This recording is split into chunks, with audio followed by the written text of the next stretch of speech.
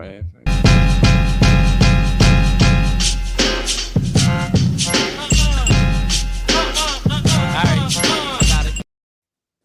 Yo, what is good? Happy Monday.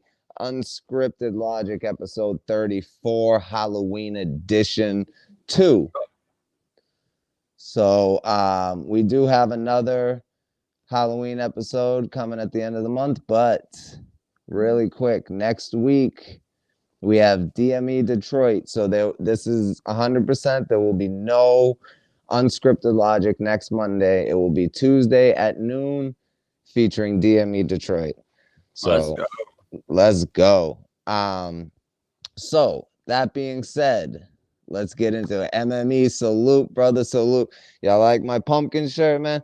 I'm in it. I'm in it to win it. Real quick, just wanted to show y'all a little something I picked up. Let me make this a little brighter for y'all. I don't know if that helped. Sorry. I'm trying to videos auto playing. That's all. Peep that. This Scream mug. Yo, the blood is like 3D that's dripping off of it. Scream mask. On the back it says Ghostface. I picked this up just for the podcast. This thing is ill, yo. Look at the 3D blood. Got the Ghostface. Oh, and I'm gonna have a dope one next week too. But yeah, man. So Unscripted Logic, episode 34, Halloween edition, part 2. Tonight we're gonna be talking a lot about zombie movies and comedy horrors and a couple other things too as well. So this is gonna be a phenomenal episode. A lot of fun. I feel like it's gonna be even better than the last episode. So now the first thing that I want to get into, and it's funny too because Pablo has been doing the On This Day in History, which I love. I love that segment. And it's funny because he texted me and he's like, yo, so on this day in history, he's like, this actually happened this day. And I was like, oh, dude, I was going to bring that up because like when I saw it, I was like, it didn't even dawn on me like, oh, he's probably going to have this for on this day in history. So I was like, oh, this is going to be a good one. And then and then Pablo texted me. He texted that. I was like, oh, I had that, but that's all right. So it's better for the On This Day in History anyway. I feel like so. But that's great minds think alike, man. Me and Pablo, like a lot of times we're on the same page with shit. So before we get into On This Day in History, I wanna focus a little on something that I forgot to mention last week. So what I've come to notice, right now, when I was a kid, I'm 40. When I was a kid, I was trick-or-treating in the 80s and the 90s, right? Probably even up to the 2000s. I mean, I think the last year I went trick-or-treating, I was 16 because I just like going out causing trouble and getting candy, But no, I think 15 was my last year. But because I was locked up on Halloween when I was 16. But anyway, so back then there was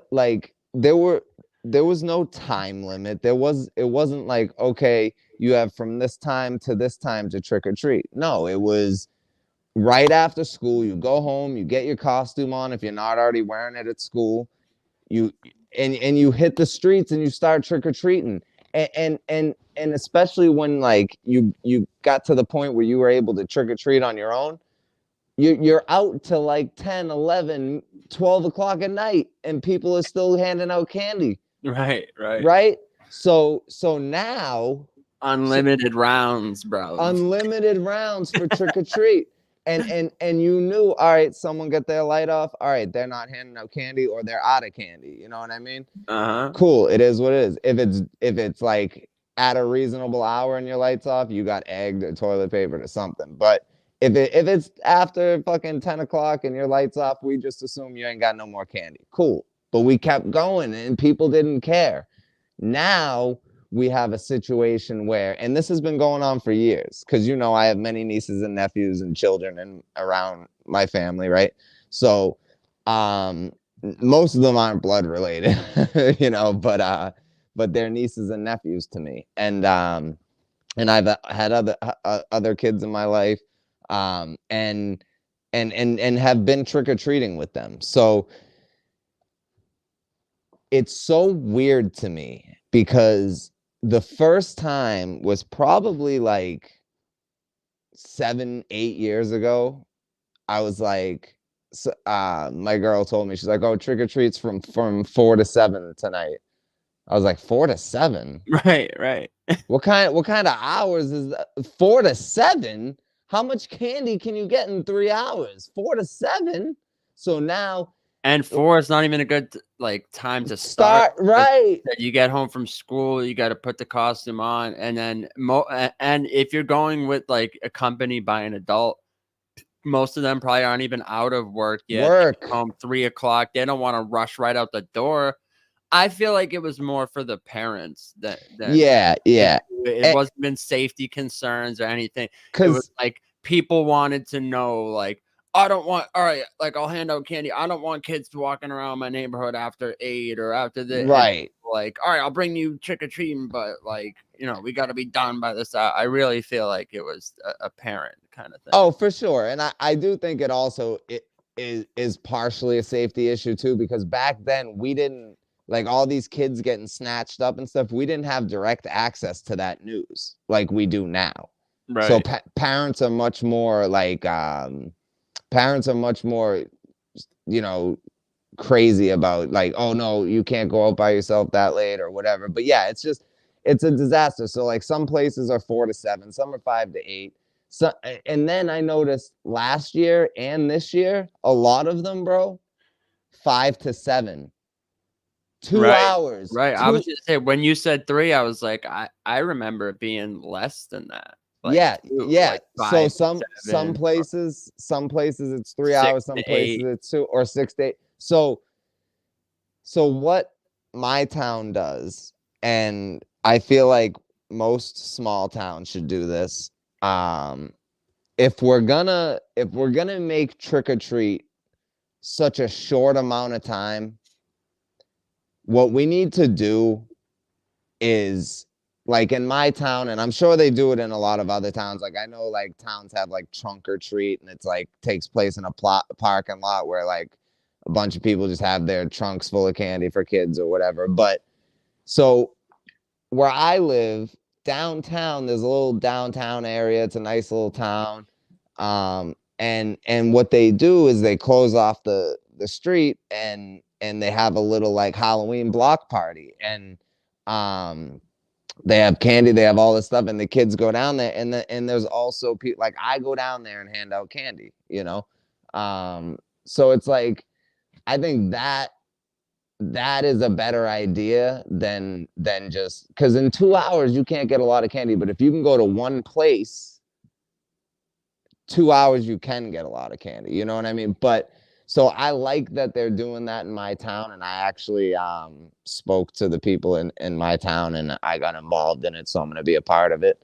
But it just bothers me, bro, because like we would go, when we went trick-or-treating, Pablo, right? Because you and I have gone a couple times together. When we would go trick-or-treating, ever once in your mind did it dawn on you like, oh, we can't start yet because trick-or-treat hasn't started yet, or we got to go home now because it's over? Never, right? Never. Yeah.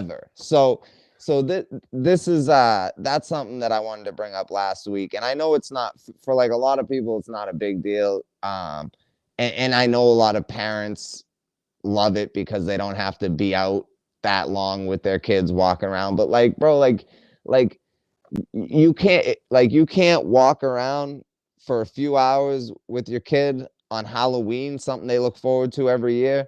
Like, come on, but it is what it is, but that's just the times we're living in, and it's gonna be like that, bro. Like, I feel like eventually it's gonna get to the point there's gonna be no trick-or-treating, and parents are just gonna be buying the candy for the. Honestly, I'm like kind of surprised that they haven't, in the world we live in now, where everyone's so fucking you know, like everyone's so the fact that you would trust strangers to feed your kids like shit and wrappers, right? Like I'm surprised it is even a thing, to be real. No, you're right, because it's such a dangerous thing, because you don't know who's handing out this candy, you know. Right. But my whole point of it was, we didn't care back then, you know. But MME said sometimes you end up finding a house party or a house with a huge stash left, and that's happened numerous times, bro. Where I stumble upon, hey, you're gonna get no, but we're having a party. You look a little young, but you can come in, you know, like, yeah, you know, fucking 14 getting invited to high school parties just because I was knocking on the door looking for candy, you know. But yeah, or you go to Mel Gibson owned a house in a part of New Hampshire. Oh, that's right. I forgot. Oh my God. We'd be like, yo, we gotta hit Mel Gibson's house. So we hit Mel Gibson's house, right? So we went to his neighborhood, and I'm not gonna say the name of the road or anything, but I still remember the address exactly. But when I got home, because I like we knew it was Mel Gibson's house, but it's like, is it Mel Gibson? But like when I got home, I started to explain to my stepmom, like, I'm like, oh yeah, you know, she looked like this, and she's like, did they have a bunch of kids running around? And they did. There was like 8 kids in the house running around, like they weren't trick-or-treating. And she's like, oh yeah, that's his wife. And she pulls out a picture in a magazine. She's like, is this who you saw? And I was like, yeah, that's who opened the door. And Pablo, I don't know if you remember this. Do you remember what they gave us? No, I can't remember now. Oh, was it like a toothbrush or something? That's exactly what it was. That's exactly what it was. Like, bro, we drove like fucking at least like 8 minutes, like 10 minutes at least or something. Yeah, it was 10 to 12 minutes for sure. We drove out of our way specifically to go to Mel Gibson's house because we were like, they gotta be handing out something fire. And it was like a little bag, it was like a sandwich bag with a fucking toothbrush and like a little, not even a full, it was like a travel size little like shitty off-brand toothpaste in there. Yes. And I thought it was gonna be accompanying. And there was floss in there too. There was a small little thing of floss. The small like travel size, right? Yeah. So, but we did end up that neighborhood, we ended up scoring like crazy. Like, and I remember the first house we walked up to before we even got to Mel Gibson's house. They had just left a tray outside. Now, this is in like a really rich town, and especially the area of that town. So we this wasn't the town we lived in, but this was a couple towns over. But we pull up, and in the right in front of the garage door, there's a metal like baking tray full of full-size candy bars. Yeah. And we took them all. We took them. We took them all. I'm such an asshole. I left one Hershey with almonds sitting right on the step, and that was it. I'm taking it back. I'm taking them all. Yeah, I'm taking them all back. All right. So now that I got my little trick or treat rant out of the way, Pablo, take it away with the. All right, you want to pull this thing up? Yep. So we it's funny because we both wanted to talk about this. But you know, yeah, I think you're right, Pablo. We both wanted to talk about this, and we didn't know because, like I said, we don't usually talk before the show. But I'm glad we did today because we had a couple of the same things that we were gonna say. So, but I'm glad it fits perfectly with this segment. That up though, because I was taking the guess, but I wasn't 100% sure. I was like, well, I remember getting that, but I don't remember if that's crazy that was from the Mel Gibson. Yep. Hilarious, bro. Yep. Facts. Mel's the GOAT. Yep. The toothbrush houses. Yep. Mel's the GOAT. That's Mel Gibson for you. Halloween ain't the same. Kids go to the malls to trick or treat. Right. They go to the malls, or they go to like a parking lot where they do the trunk or treat stuff. Like, right. Well, I remember like back in the day. So I remember there was like a strip mall. Passion of the toothpaste. Yo. Let's go. But yeah, strip mall. It was like a strip mall. But the thing is, the strip malls, and this might have been right around the time when they started doing like the specific time like restraints of like, oh, this is when it starts. So the strip malls would actually like hand out candy like half hour to an hour before trick or treat, like real trick or treat stuff. So right. Like, I like kind of how they did that. But yeah, me too. And you could, like, most convenience stores would give you candy as well. Right. But yeah, man, so before we get into the theme song, obviously, Pablo, go ahead with the you gotta pull it up. Oh yeah, okay, my bad. I'm just logging back into my computer. All right, let's pull this up. And then I got a bunch of stuff too. Man, we got a good show for y'all tonight, man. We got a good show for y'all. Okay. And hold on, please, Pablo, real quick. If y'all could share the stream, I'm not sure if the notification went out or if someone else is live. But just share the stream, let people know we're here. Would definitely appreciate that. Thank y'all. So let's roll it. What? There we go. Yo. Picasso. Here we go. I came to the game till I bust behind me. Split personalities like Shutter Island. Sleeping on the kid, we gonna shut your eyes. On this day in history.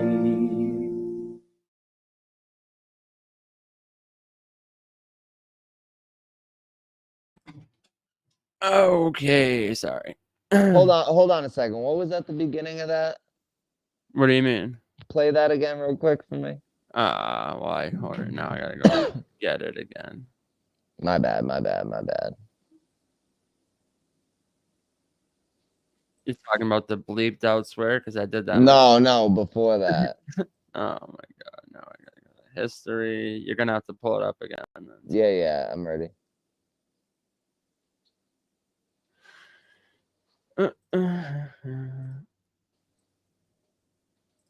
But yeah, there's some crazy things happened on this day in history, but yeah, there it is.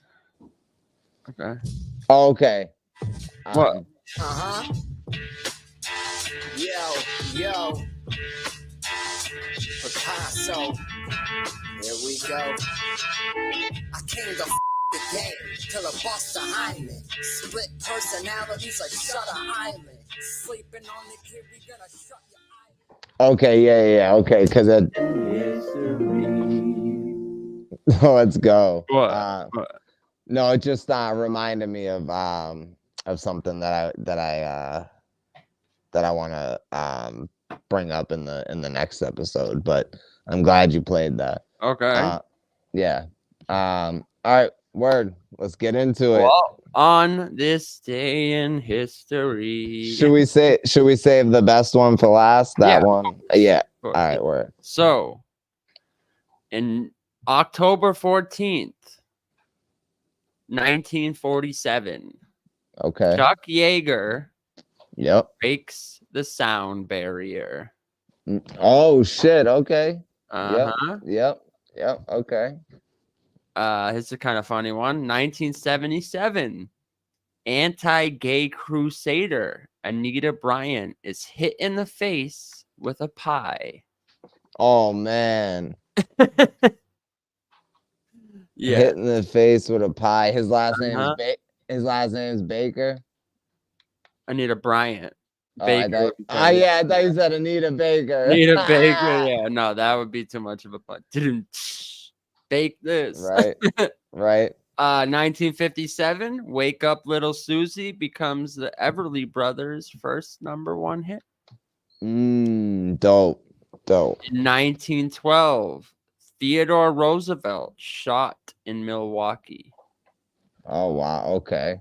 How about this one? Not killed though. No. Just shot. Yep. Just shot. Yes. I know my history. Some of it. This one's kind of crazy. This European history. In the year 1066, the Battle of Hastings. Mm. Also, so hold on. It started on this day? Yeah, it's just that's King Harold II of England is defeated by the Norman forces of William the Conqueror at the Battle of Hastings, fought on Senlac Hill, 7 miles from Hastings, England. At the end of the bloody all-day battle, Harold was killed shot in the eye with an arrow. According to a legend, his forces were destroyed, and he was the last Anglo-Saxon king of England. Wow. Just over 2 weeks before, William, the Duke of Normandy, had invaded England, claiming his right to the English throne in 1051. William is believed to have visited England and met with his cousin Edward the Confessor, the childless English king. According to Norman historians, Edward promised to make William his heir. On his deathbed, however, Edward granted the kingdom to Harold Godwine, head of the leading noble family in England and more powerful than the king himself. In January 1066, King Edward died, and Harold Godwine proclaimed King Harold II. William immediately disputed the claim. So basically, there was, the Battle of 5 Armies and shit. They always say. Yep. Hastings, the Battle of Hastings, a crazy all-day battle, and MME. What did you miss? No audio. Which was Pablo cutting out? I don't know. Just keep going. He'll answer, but just keep going. 1964, Martin Luther King Jr. wins Nobel Peace Prize. On this day in history, Martin Luther King Jr. wins Nobel Peace Prize. Well, I was it didn't cut out for me, so I think on the watch back it'll be fine. Okay. Yeah. But probably just stream, yeah. But yeah, it could have. I don't know. My internet's perfect, so my Wi-Fi is perfect. So it could have been like it could have been StreamYard. Could have been just. We're not done. There's some great ones here. So. No, yeah, oh yeah, bro. Wait till y'all hear it. Come on, man. These are already great ones. That's crazy that many like impactful, amazing things happen, and some of them not so amazing, but like happened all in the same day. Right. So 1968, military announces it will send servicemen to Vietnam for a second tour. 1964, Nikita Khrushchev ousted as premier of Soviet Union. 1890, Dwight. Hold on. Go back. Was born. Okay. Go back a couple. Before the Soviet one. Military announces its servicemen to Vietnam for second tour. Okay, so today they announced Vietnam's second. We're going back to Vietnam. Yeah. What year was that? 1968. Yep. Okay. Yep. 1890, Dwight D. Eisenhower is born. Crazy. 1892. This one's great. The Adventures of Sherlock Holmes was published. Yes, let's go. What year? 1892. Yes, I knew it was 1890 something. Yes, let's go. Sherlock Holmes was my shit growing up when I was in school. Like even in elementary school, I was reading Sherlock Holmes books. Like in 4th grade, reading Sherlock Holmes books. Edgar Allan Poe. Yeah. Him and Edgar Allan Poe. Professor Moriarty. Yeah. Edgar, of course. Yeah, them two I read a lot. But all right, go ahead. My bad. 1994, Pulp Fiction opens in theaters. Fire,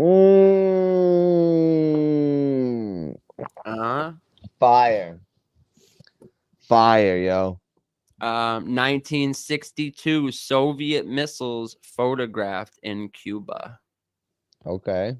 And there's just one last one before the main one.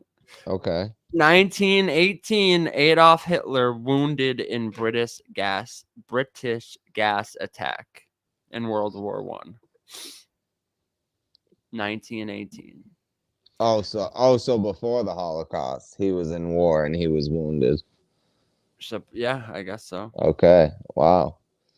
Okay. But the biggest thing that is relevant to today. Yeah. And this is the one that both of us were like we both. Pablo hit me up and he's like, "Yeah, I'm gonna bring up this for this day in history." I'm like, "Fuck, I had that." And he's like, "Well, you can talk about it if you want." I was like, "No, you do it. This is your thing." On this day in history, he came up with the idea, and I love it. Go ahead, bro. I love that our minds think like that together, though. Right. So October 14th, 1975, the trial begins for the Amityville murders. Yep, for the Amityville horror murders. You well, know, not so much the horror murders. No, right. But the Amityville murders. Yeah, the Amityville murders. And we're definitely going to get into that a little bit. But before we do that and get any further into the show, one time for the one time. Woo! Come on in, y'all.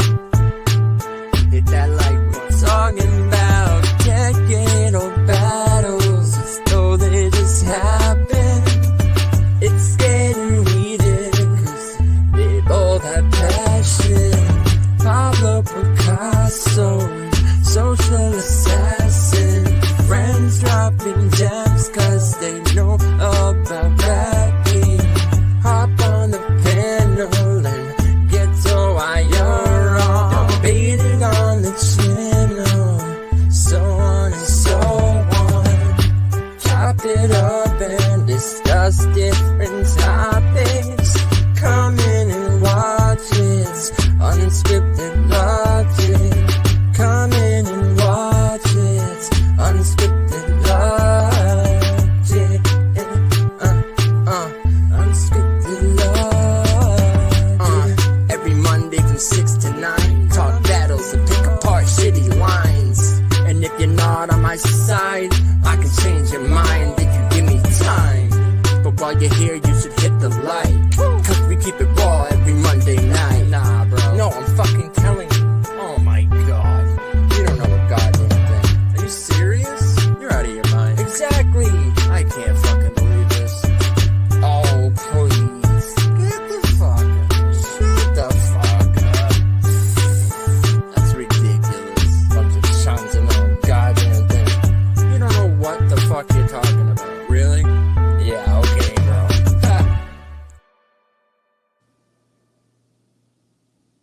Okay, if you're just coming in here, we did not just start. We actually had a very great opening before the theme song. So, but yeah, I like that. That was a great opening. Yeah, it was a little longer than we usually do. 15 to 20 minutes. I feel like it's a good open instead of just starting with the song. Because it's a 3-hour show. It's good to have some type of segment beforehand, and I always have something to say, and then Pablo always has the on this day in history, so it works out. Which I feel like it's better than like, oh, in current news, because it's like, really, do we give a fuck? Really, unless it's like huge, right. You know what I mean? Now, yep. Now, so do you want to get into the Amityville? Yeah, we might as well just finish it real quick. Yeah, so if you have details pulled up. Yeah, I got it right here. Do you want me to pull up a picture of the house actually while we talk about it, I feel like. Yeah, absolutely. My bad, yo. I'll cam back up in a minute. I'm eating dinner too, so it's pot pie though, so I don't really have to chew it. Well, because the chicken's shredded, so I don't know. There's nothing really to chew in there. Okay, this should be a good share screen. There you go. Pull that up while we talk about it. Real quick before we talk about it, MME, had no idea about Amityville before Eminem, which is funny because this happened in like the 60s, right? Like 65 or something, like, or even before that. Yeah. Oh yeah, The house 75. was built in the 60s. Right, but but yeah, sold originally in the 60s. But so my point is it happened in 75, but didn't it also happen to the previous owner? Yeah, so supposedly. But hold on, real quick, before we get into any you're details. saying things that kind of aren't true. So no, I know that's what I'm saying. So I want to find out if they are true, but I just want to. But MME, yes. So if you go back, there's multiple movies. The one with Ryan Reynolds is really good. The original is really good. I haven't seen the original in years though. But you know, it's a crazy story. So I'm gonna let Pablo break that down for y'all. And then I have an insane story too to break down later. But let's get into it, man. Pablo. So this house that you can see here that looks like it has hold on, let me point at it. It looks like it has eyes looking at you. If you can see that. Sure does. Sure do. Yeah. Well, okay, on this day in history, 1975, the trial for the murders began. I don't know if I should start here or go back to the history of the house. All right, so start with the house or whatever. Okay, hold on. Where was this thing I had before? Yeah, I would say go from the beginning and then get to the trial, you know. But this is an interesting case, and I know a lot of people have seen the movies, but the movies don't portray all the truths. You know, like it's very so it's Hollywood. It was a book first, and then the book was into all right. So about this house, since we're looking at it, situated sideways on a narrow plot in Amityville, New York, is a 1925 Dutch colonial that's arguably Long Island's most notorious residence. The house at 112 Ocean Avenue owes its reputation to the Amityville Horror, the 1977 book, and the 79 movie adaptation, which tells the quote-unquote true story of George and Kathy Lutz, a young newlywed couple who fled the home just 28 days after moving in, claiming a very strong force drove them to leave. While the movie remains a horror classic, it hardly depicts the history of the house. Right. The 3-story home is originally built for John and Catherine Moynihan, who purchased the property from the Ireland family in the early 1920s. The Monahans removed a small existing cottage from the lot and commissioned local builder Jesse Purdy to construct the 5-bedroom, 4-bathroom house, complete with a gambrel roof and 2 circular windows overlooking Ocean Avenue. In October of 1960, the Moynihan's daughter sold the home to John and Mary Riley, who lived there for 5 years before they sold the house to Ron and Louise DeFeo in June in 1965. When they purchased the house, the DeFeos had 4 children, Ronald Jr., Don, Allison, and Mark, and one on the way. Their son John was born later that year. Being able to move his family from their small apartment in Brooklyn to the spacious home on Ocean Avenue was a dream come true for Ron Sr., who dubbed the house High Hopes and hung a sign bearing the name off a post to the front lawn. However, Big Ron's pattern of abuse and controlling behavior towards his wife and children caused tension to build until the tragic end 9 years later. In the early morning hours of November 13th. 9 years, bro. 9 years. So over 9 years, he slowly just kept becoming more evil and more evil and more sinister. Like, that's crazy. That's a long fucking transition. Yeah, well, supposedly this guy was always a prick, but right, a prick. But all right, continue. My bad. Well, that we're talking about the father here, the father of the house. Yeah. So, in the early morning hours of November 13th, 1974, 6 members of the DeFeo family were found murdered inside the home. Ron Sr. and Louise had each been shot twice, while 4 of their children, Don, Allison, Mark, and John, had each been shot once. Their bodies were discovered the following evening by the only surviving family member, Ronald Jr., who was eventually found guilty on 6 counts of second-degree murder in December of 1975. He was sentenced to 6 consecutive terms of 25 years to life. Around the same time, the former DeFeo home was sold to George and Kathy Lutz, who moved in with 3 young children on December 18th, 1975. According to their story, the family began experiencing paranormal activity on their first day in the house. The Amityville Horror by Jay Anson provides a chilling account of the horrors they faced, from mysterious green slime oozing down the walls and toilet bowls, turning completely black inside. The appearance of a pig with beady red eyes and a faceless figure with demon horns and white peaked hood. The family reached a breaking point on January 14th, 1976, less than a month after moving in, and fled the home, leaving all their belongings behind. Following a paranormal investigation conducted that March, the Lutz returned to the house, to the bank, and moved to California. Despite Newsday's report debunking a majority of the story, the Amityville Horror sparked a public fascination that persists till this day. And then it just goes on to tell the story about all the people that had bought it since. And so I feel bad for the people that bought it after the Lutz, because they didn't know a book or a movie was coming.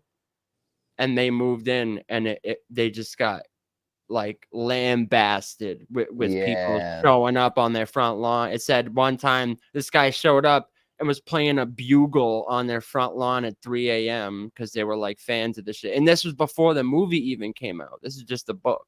Right. So it became like unbearable for them.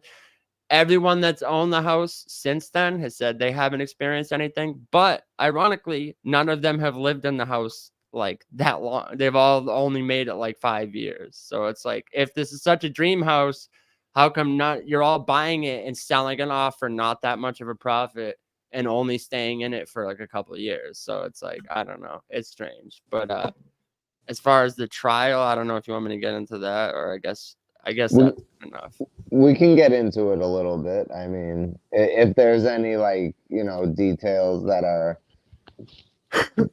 I mean, we know what he got for time. Yeah, so basically, what's strange is that, is it the house, or did he just lose it? Right. Well, that's the question. But the son killed the whole family. Right. So yeah, that's the thing, is like they're saying that the dad was an abusive piece of shit over years and years, and the son wound up killing all of them. But what's crazy, but that's what I'm saying, that was the son possessed by the house, or was he I don't know. Well, here's what I was gonna say, is that what's crazy is that supposedly all 6 of them were shot in their sleep with no signs of, like, none of them woke up, none of them struggled, nothing. The neighbors all said they didn't hear anything. So that's fucking weird to me. That is very strange.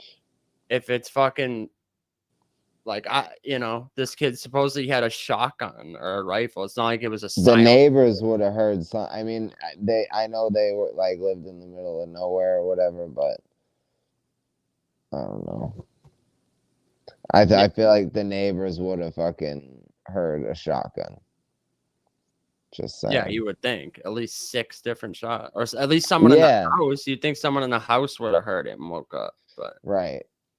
But yeah, so I feel like that's enough. We're already 40 minutes in. So. Yeah, so that's a story that you kind of have to, try to just make your own assumption, because we're never gonna really be able to figure out whether the kid maybe lost it because of his dad, or if the house really was the reason for the murders. I don't know. It's crazy. Crazy situation. So, what's next on the docket? Terrifier 3? Yeah, well, you said I haven't seen it, but if you want to talk about it. Well, I'll talk about it a little bit.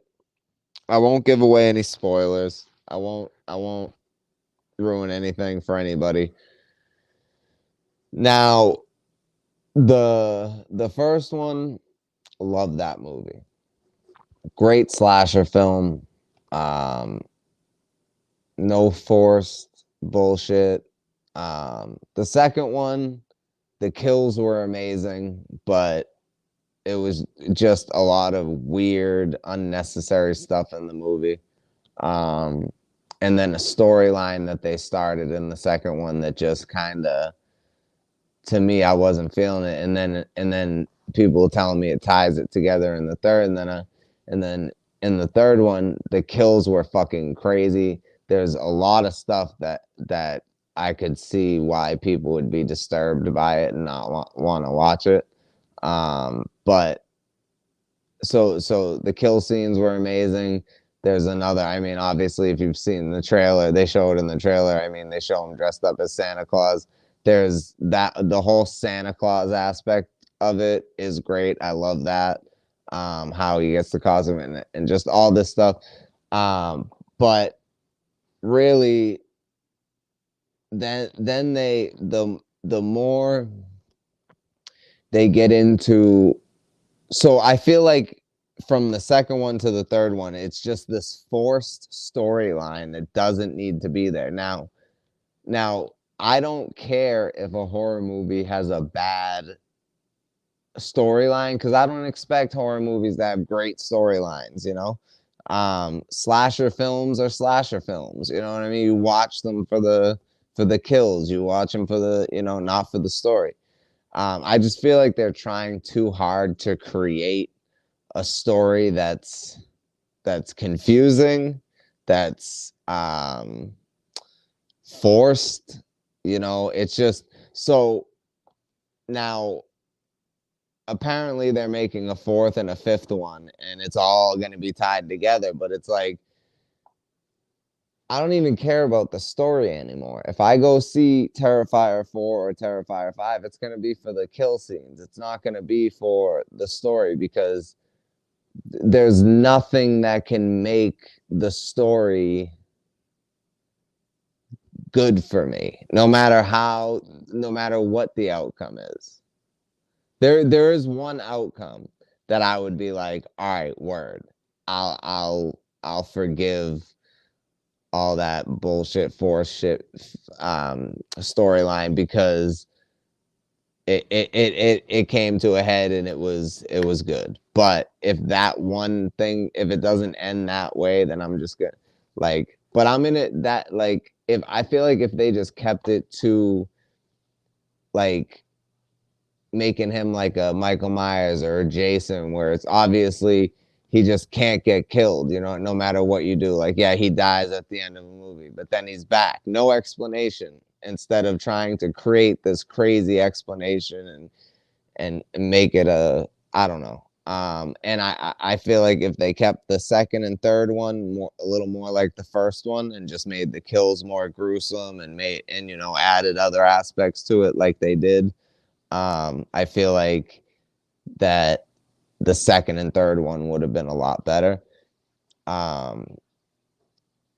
But that being said, the third one, I mean, I give it overall like a 8, because the kills were definitely some of the most, probably the most gruesome, crazy kills I've ever seen. And they have to be. And just Didn't Tom Savini do the special effects on that? Yes, and he actually had a cameo in it too. So that was dope. Well, that's why he's always had the best special effects. Yeah. Oh, facts. And we're actually going to get into it in a minute. He did all the deads. Yep. Me and Sick Mosh were talking about that earlier, actually. But So Terrifier 3, I give it an 8 based up, but like I really should be giving it a 7 because of this forced storyline. But I'm gonna just take all that out and just look at it as, and also it's 3 hours long. And now I'm not gonna, and I'm not now. No slasher film should be 3 hours long. The second one's 2.5. Now they shouldn't be more than like an hour and a half, hour 45. You know what I mean? Maybe 2 hours like if it's really good. 2:15. Yeah. If But the story's two and a half enough and shit. But 2.5, 3 hours. But I will say this, and I was at the drive-in watching it. So, you know, you eventually after sitting in your car for a while, like you start to get uncomfortable. But right. I didn't get bored with the movie. But towards the end, it didn't feel like 3 hours. It felt really like more like 2 hours and 15 minutes, you know, something like that, 2.5 maybe. It definitely felt a little shorter. So, but towards the end, probably the last like half hour or so was when I was like, oh, like why are they doing this type shit? And then, you know, when the movie ended, it was almost like why? Like I don't want to say too much, but yeah, so I recommend going to see it. It's definitely worth going to see. It, like I said, I give it an 8. The kills are insane. I could see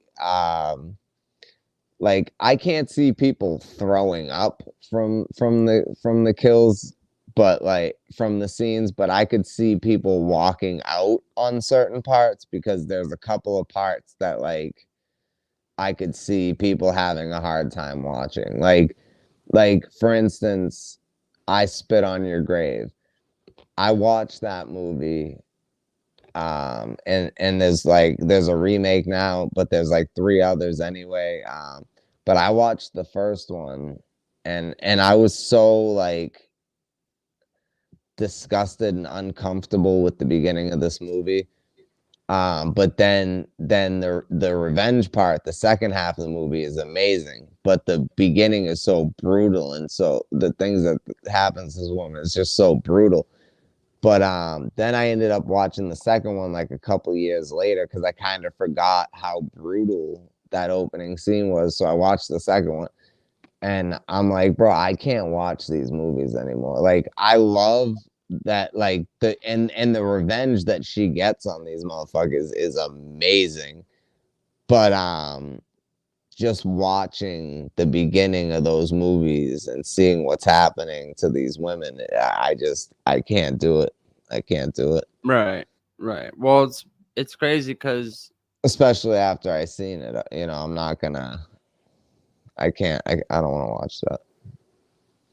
Right. Anyway, segue. But my bad. Yeah, I got it. Haji, what do you want to watch? The Terrifier movie. Oh yeah, absolutely. I'm assuming. I don't know. Yeah, probably. Like I'm sure. I'm sure. So yeah, I don't know. We were talking about slashers, I guess. We didn't really just like define a slasher and what it is or what it means, but yeah, we missed some things last week as far as slashers go. A slasher is a horror genre, often follows these rules or tropes. The killer is usually masked, uses a weapon like a knife, hook, or machete to murder people. The killer is often motivated by past trauma that is reactivated by an anniversary or commemoration. The body count usually increases with each sequel in series. The first film is in the series usually has 5 to 10 victims, but the number increases in later films. Reboots, however, often have a lower body count than the original film. No happy ending. The best a character can hope for is to live with PTSD and become part of an evil entity or spirit. Slasher films are most popular from late 1950s to early 1990s, and they have influenced many horror films and created many tropes, as well as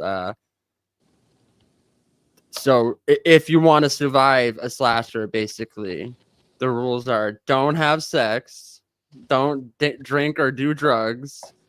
Don't, under any circumstances, say I'll be right back. Don't go anywhere alone. And if you have a gun, keep it with you at all times. Basically. But that's a fact. That's a fact. But since we were talking about like sequels, slasher sequels, yep. You know, it says slasher films often follow a formula, whereas past wrongful actions causes trauma. Yeah, Psycho is considered by many to be the first slasher film. And I've heard that, and that makes sense to me. I mean, it is a slasher film, but it's also a psychological thriller, you know? Right. But it's funny because it's on the list of like greatest horror sequels of all time. What's it a sequel to? No, I'm just saying in general on the list of greatest horror sequels. Oh, okay. Is the following: Evil Dead 2 and Dawn of the Dead. Which I'm not mad at those at all. Right. So I think that's a good segue to get into,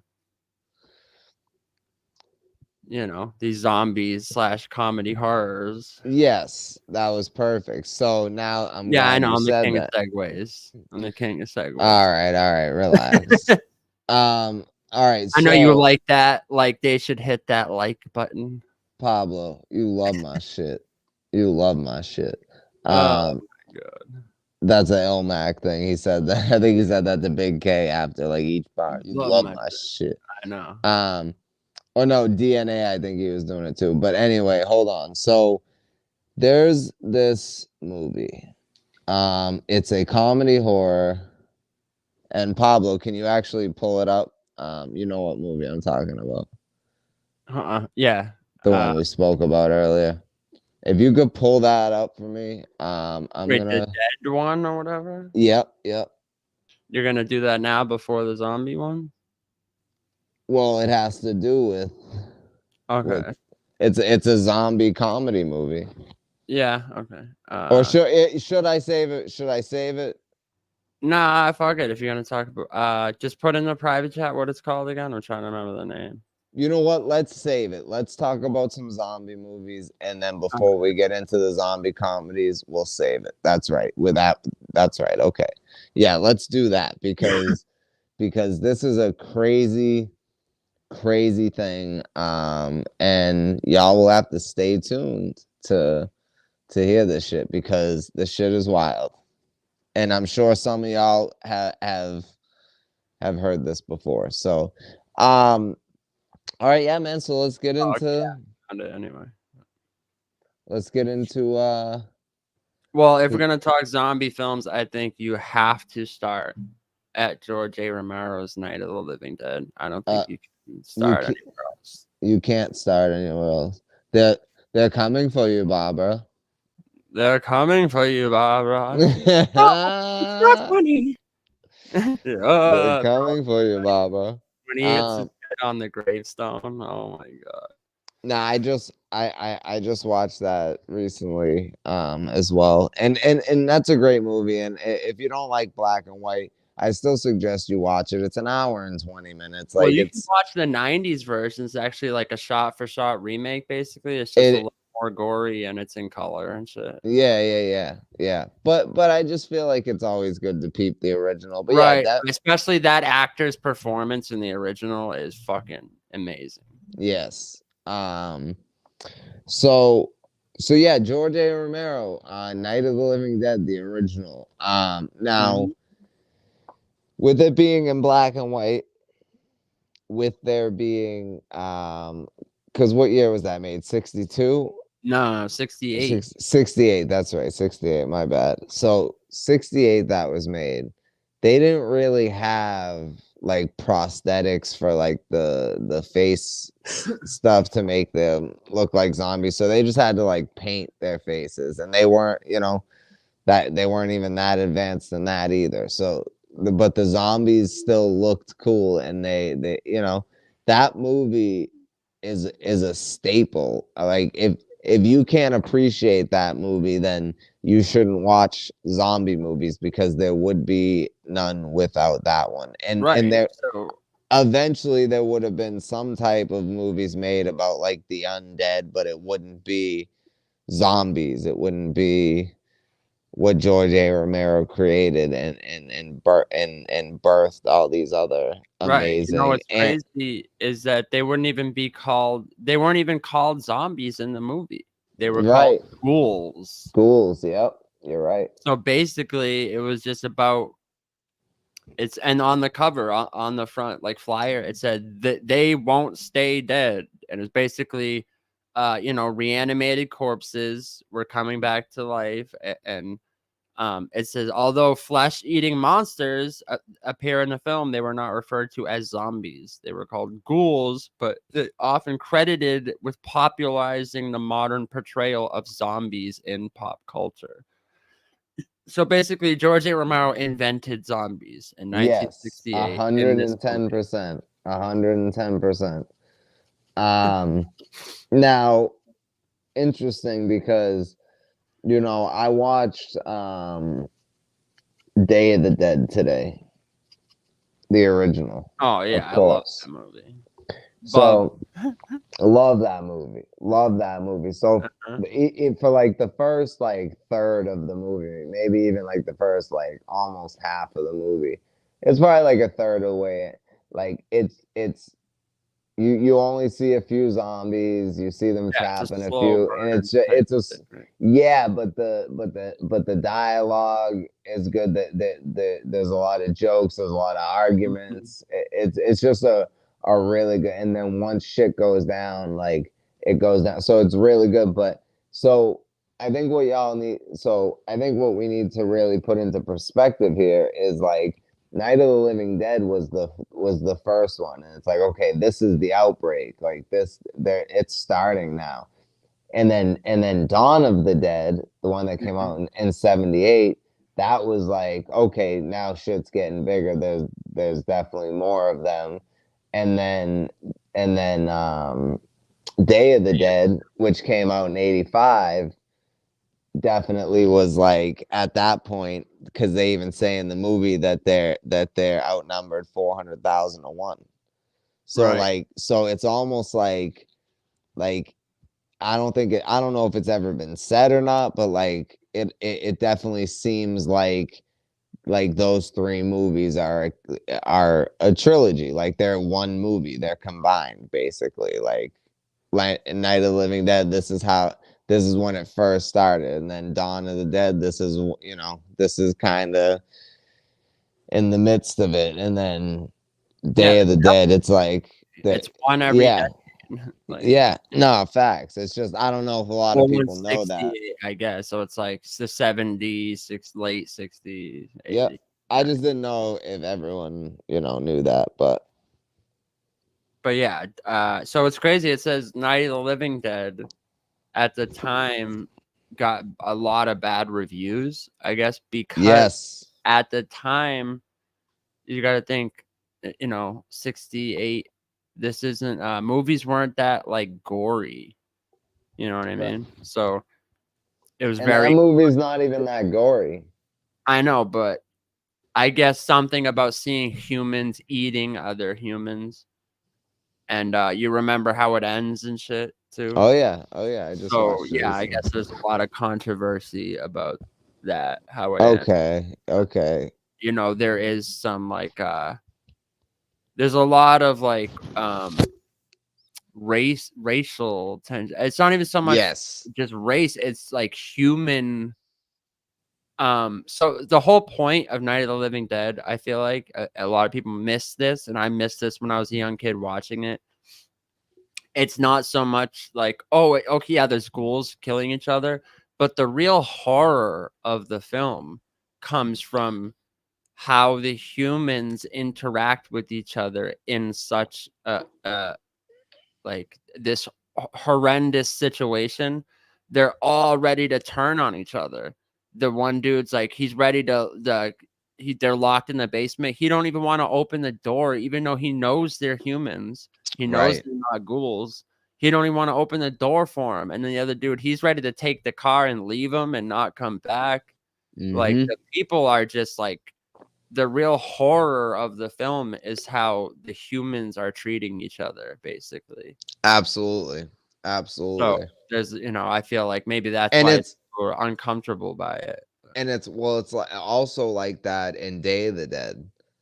They treat each other like shit in Day of the Dead. Like Dawn of the Dead, I feel like they were more like a team. Like, of course, there were a couple outliers and shit, but yeah. But in and in Day of the Dead too is the same thing. It was just constant arguing, and bro, if it's a zombie apocalypse, it doesn't matter who you're with. If you don't like the people, y'all need to fucking team up, put your differences aside. This is about fucking survival now, right? So, but yeah, I mean, I loved Dawn of the Dead growing up. Like I remember. Hey, Haji, actually, yeah, we could definitely do. I'll drop a list. Pablo will drop a list, and also, I'll definitely add some extra movies on there for you, and I'm gonna start doing a lot more movie recommendations and stuff like that. But every Monday on Unscripted, even after Halloween, we're gonna be each recommending a movie or two every episode of Unscripted, and yeah, we'll make a list on our community tab, so y'all can know, so you don't have to like run back the episode to. But yeah, man, we'll definitely do that. My bad, Pablo. Go ahead, bro. Nah, you good. I say that was like 10 minutes ago. We commented that. Yeah, but when I'm talking, I'm not looking at the comments. No, so I know. That's why I responded to him already. Oh, I didn't. Oh, in the comments. Okay, yeah. Okay, got you. Yeah, but I guess Dawn of the Dead was always one of my favorite movies when I was younger. I even wrote on my binder. Remember when, I don't know why, there was this fucking stupid rule in school that you had to like take like Market Basket paper bags. Yes. And like wrap the book in them and shit. For your book cover. Yeah. Right. Like you had to have a book cover no matter what.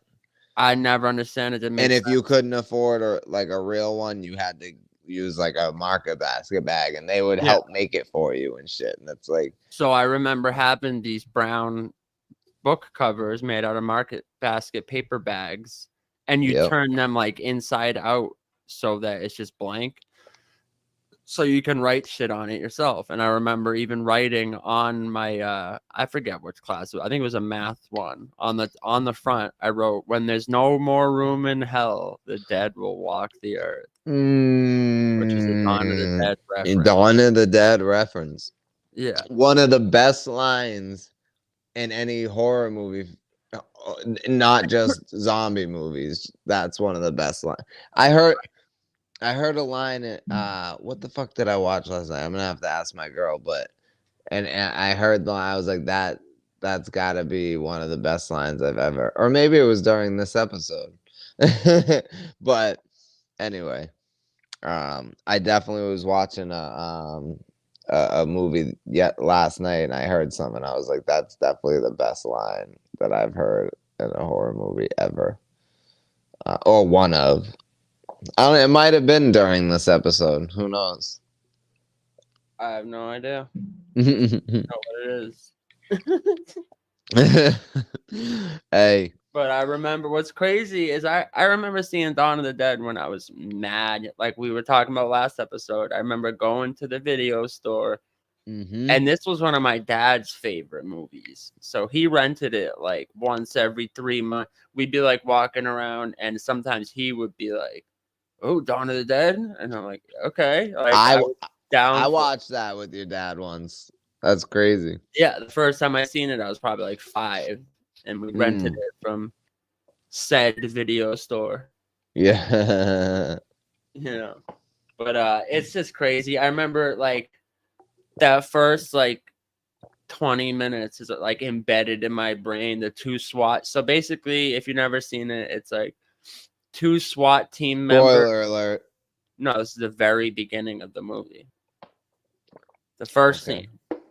Okay. So it's not a spoiler alert. All right. I was just being safe. Just being safe.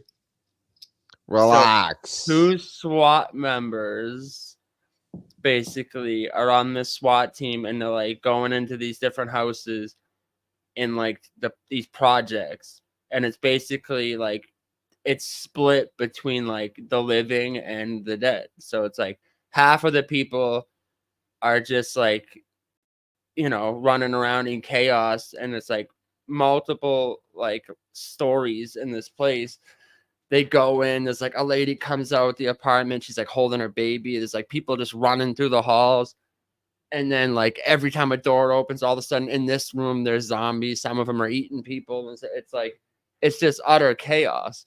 So they're like going in trying to clear these projects and stuff, but it's just basically at this point it's like it's becoming overwhelming. And this, like, I remember that first seeing the SWAT members and stuff, and they're clearing the house.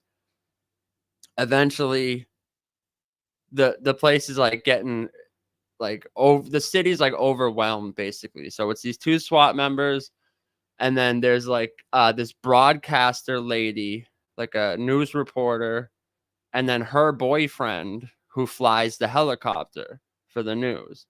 And those 4 as a crew say F this, they hop in the helicopter, and they're flying over, and until they fly over this abandoned mall that they're like, oh look, they're you know, at the time I don't think there's that many zombies there, or so they're looking at the top of them like, oh, this could be dope, and there's a place to land the plane on the top of the mall. So they land there, and then they go in, they're like, oh, this just to get supplies. But they wind up going, bro, if we clear out, if there's a couple zombies in the hallway and shit, like, oh, if we clear them out, like we can make this our homestead because it's got all these stuff we need and shit. So there's a remake of it too that's actually really good. Updated version that I forget who did it. Eric Snyder or Zack Snyder, I mean. With the remake. With Ving Rhames and shit. Yeah, I like that one a lot. Almost as much as the original. Yeah, they're good for different reasons, basically. Right. The remake is much more like absurd. Yeah. But also like the zombies are way faster, and it's like a little more brutal, but also like it's like a little more absurd at the same time. Yeah. And then you got Day of the Dead, which is like I remember the first couple times I watched it today. I didn't like it as much as Dawn of the Dead when I was younger, but then like later in my teen years, that was my favorite one, and I would watch it all the time. Yeah, I still think Dawn of the Dead's my favorite, but I just watched Day of the Dead today, and it's definitely up there. Those 2 are like pretty much neck and neck, but right.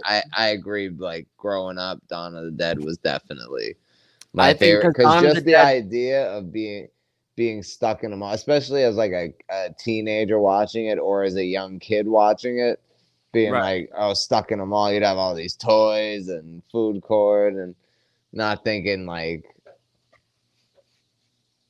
it's none of that's really gonna matter, but you know. Yeah, I think Dawn of the Dead's it's a more fun because, like you said, you're like, oh, the mall, so it's definitely funner. Day of the Dead is a much more shitty situation to be stuck in. Absolutely. So I think that's what makes it more like horrifying, but also the setting is kind of like when you're first watching it, you're like, oh, underground and like you know, so, but it's much more like horrifying to be stuck in that situation. I feel like. Yeah, I agree. Instead of being in a giant mall, and you have someone that knows how to fly a helicopter, so. Right. Definitely a better situation to be in, but so those are the 3 originals from the original creator of zombie films. Yep, George A. Romero. So give it up for him, and he's still alive, right? Yeah, he's still alive. George A. Romero, the king and the originator of zombie movies. There wouldn't be zombies without him. There would be, I'm sure, like I said before, I'm sure there would be like undead stuff, but it wouldn't be the same because they wouldn't have had the influence of George A. Romero, and it would have never been as good. Right. But anyway, there's a ton of movies like that. That do great, especially that, you know, there's good comedy ones too like that. We'll get into those later, you know. But did you like the Frighteners? Did you like World War Z? I don't know. Okay, I'm glad you brought that up because I think that is probably the most overrated zombie movie ever. Except, well, I don't know. I have another one too that I know people are not gonna like when I say this, but it's true. But yes, that is super overrated. I like the stories in the book. So here, the issue with it is that when you make a movie based on a book, and the book is multiple different stories told from different perspectives, when you make that into a film, and you make it like, okay, here's our lead, and you're following like a lead character. That's where, like, I like some of the special effects. I like the scenes where it's like they're towering on top of each other, and it's great. Like, I feel like it's just with the amount of rewrites they did and all this shit, like it was just doomed from the get go. I felt like, you know what I mean. So I don't love it, but I get why some people would like it. It's not like terrible. Well, here's the thing. I'm gonna tell you what it is. So the only thing that saved that movie from not being complete trash and what actually made people actually think it was good was like how fast the zombies were and how fucking insane they were. And that was a cool. Like, if you want to watch that, I just 28 I'd rather days watch later. 28 days later. Exactly right, my friend. So, and 28 days later or 28 weeks later, both great movies.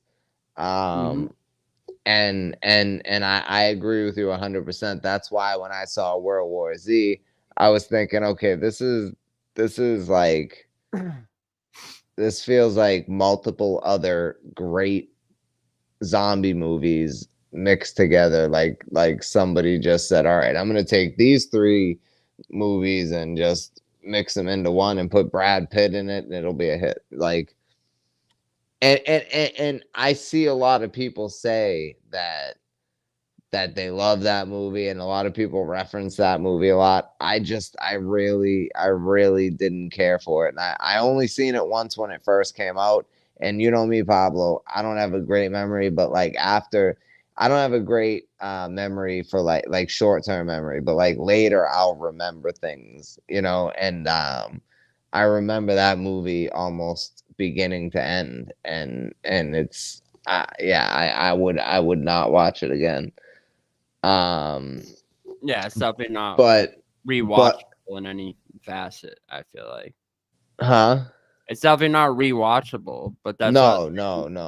28 Days Later now, to me has always stood out as one of the most like rewatchable. Oh, for sure. I'm actually gonna be watching. Decades. I guess technically it's like, are they zombies or rage monsters, whatever the fuck, you know? Like, but it's a zombie movie, like, you know. That's what. I'm gonna be watching that tomorrow. Now let me ask you. Okay, so there's a movie, and let me look up when this came out, because so there's this movie that it's a zombie movie that everybody was like, oh, you gotta see this movie, da da da da. It's the best zombie movie ever made. This is what I'm hearing. It's got a 95 on Rotten Tomatoes, which I don't trust ever anyway. It's an Asian movie. I think you know exactly what movie I'm talking about. Train to Busan. That's exactly right. I fucking love that movie, bro. This movie to me was very regular as far as a zombie movie. Nah, you're bugging. Yeah, Nah, absolutely. I'm not. I told you. I knew it. But I'm telling you, I watched this movie and I was paying full attention. I'll rewatch it this week just to, but I've only seen it once, but I remember liking it a lot. For modern zombie movies, like I get listen, what you're saying. There's definitely a lot of zombie movies that I feel like, motherfucker, you just made this to be like, I made a zombie movie, and it's like they're all the no. The hype for this movie was, and people were telling me, you have to see it. No, you have to see it. This is the greatest zombie movie ever made. Like, this is what's being said. So when I watch this movie, I'm like, this is not the greatest zombie movie ever made. It's very regular. Yeah, like I love the idea of being stuck on a train with zombies and all that, but I just felt like, I don't know, it just didn't do it for me. It just didn't do it for me. I don't know. I had to disagree. That movie's amazing. The acting, No, that's fine. Yeah, the pacing, the plot. I feel like the same movie made with like American actors would be trash, but it's yeah. not. I agree. The kills, the cinematography of it. Like I can't think. I'll give you that. I The can't think of a cinematography zombie movie in the last decade that it's better than that. And even the last 2 decades, I can only think of like 3 that I'd even put up there with it, like a 28 Days Later, like, and other ones we'll mention, but they're more comedies. So if we're talking pure zombie film, that's just like, balls to the wall from beginning to end. Like you get your amount of gore, guts, and violence, but also has a good story and pacing and performances. There's not 5 zombie movies in the last 2 decades I would put above that film. So I don't think you can call it regular. Listen. For me, the way it was hyped up when I watched it, it just, maybe it was the overhype of the movie. If you never heard of this movie a day in your life and you scrolled through Netflix and you put it on and watched it, you would be telling people the same shit. You'd be like, you gotta watch this movie. Oh my god. Probably no. You're that hyped is because it's not an American film. Most people from here never heard of it, right? Right. They're just chilling one day, fucking jerking their chicken, scrolling through Netflix, trying to find a movie to watch, scrolling through the same 200 titles over and over. They finally come across something, decide to put it on. They're not expecting it. It's like, oh, another zombie film. They're not expecting it to be that good. So when it is that good, they're like, oh shit, they're telling everyone. I get it. The overhypeness. I think it's because I watched it when it was like first started being hyped. It wasn't like it came out in 2016. I watched it for the first time last year. Yeah, see, I saw it in like 2017. So, because I was like, I don't know. Actually, the reason I didn't watch it before then was just I wanted to, but I just hadn't had a chance. Because reliable people were telling me it was fire. So I was like, all right, I got to see it. But I didn't have a chance to until last year. And then I watched it and I was like, I mean, it's good. Like that's how I felt. Like it's good, but it's not like what people were making it out to be. Like I was expecting so much more from what people were saying to me about it. I guess I don't know. I don't think. So I'm gonna rewatch it. I can't imagine what could make that movie like that much better to the point where you'd be like, yeah. Like I think it's just the fact that people hyped it up, and no matter what it wasn't gonna live up to that hype for you. I really think that's all it was. I think that's what I'm saying. That's what I just said. Because just as a film by itself, it's like. It's probably like I don't know about 95, but it's at least like it's probably like an 89, 90. Definitely one of the best zombie movies. Like that's what I'm saying. I think it was the fact that it was overhyped so much that when I watched it, I was like, yeah, it's good, but it's not the greatest zombie film ever made. So I'm gonna rewatch it this week, and then on the next Halloween episode, we're gonna revisit this conversation. All right. And then I gotta rewatch it again too because it's because I love zombie movies and I love like I love the movie Parasite. I love The Wailing. Like I love. There's a lot of great. The Host. Yeah, Korean movies are great, bro. The Host. So it's not, it's not that, and I don't mind subtitles. I actually prefer subtitles. Like unless there's a ton of action, then I don't want the subtitles because I don't want to have to read and miss all the action. But I don't know. It depends. But right. But like anyway, Infernal Affairs, the movie that The Departed is based on, is amazing. Yeah. That's an amazing movie too. Yep, so, it is. But other zombie, I guess. But I am gonna rewatch that movie. I'll wait to bring these up. But what about Resident Evil, the 2002 Resident Evil, Mila Jovovich? I like that one. The first one. I like the first one. Yeah. Now I remember seeing it in theaters, and the first like 20 minutes or so, I'm like, oh shit! And then they get to that hallway scene. Right, and I was like, "Oh my god," and shit. So, but I was like, maybe a little disappointed in the zombie aspect of it the first time I watched it. Yeah, me too. Like, I definitely expected more from it, but I thought it was like, I don't know. Video game movies adaptations are never like that great, but I just felt like it was good. But yeah, the zombie part is probably like there should have been more zombies. What's that guy that his entire cinematography is just making bad video game movies? What's that guy's name? He did like the Blood Rain and shit. You know what I'm talking about? It's like that it's like German or something. Oh my god! I if someone in the comments knows, but anyway. I don't know, but what were we just talking about before that? My bad. The Resident Evil. Okay. So there's a bunch of Resident Evils. I don't even know how many, but yeah, they get more and more over the top and ridiculous. But there's a couple that I like. I just don't remember which ones. But there was probably so the first Resident Evil movie, I'd probably give it like a 5.5 or a 6.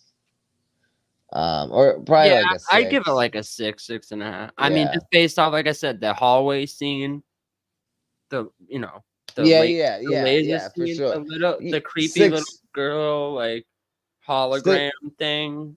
6 is fair, I think. 6.5 even. Like there's enough there that works. I'm not mad at that. So the Resident Evil movies in chronological order. I just want to see because I know there was other ones that a couple other ones that I like. So Resident Evil, the first one came out in 2002. Michelle Rodriguez, not a fan of her, to be honest with you. She's annoying. Resident Evil 2 Apocalypse 2004. I don't think I like that one. That's the second one, right? That one's trash. Yeah, Extinction. I think I like that one.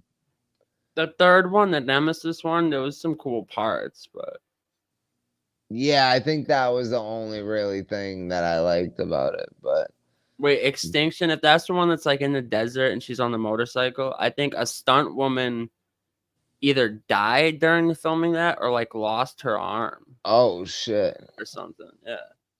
Now the fourth one is Afterlife.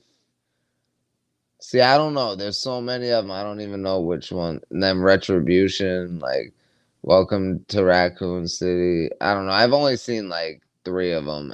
I've really only seen like 3 or 4 of them, I guess. And I really only like 1 or 2 of them. Now that I'm looking at them. Weird. But yeah. So now aside from, so let's see. Now, do you want to talk a little bit about one of the greatest makeup people in horror who worked on some George Romero. Yeah, I guess we can get into that. Yeah. Films. Just for a little bit. So you want to pull them up, and I'll talk about it for a minute. Yeah. So Tom Savini. If you don't know who Tom Savini is,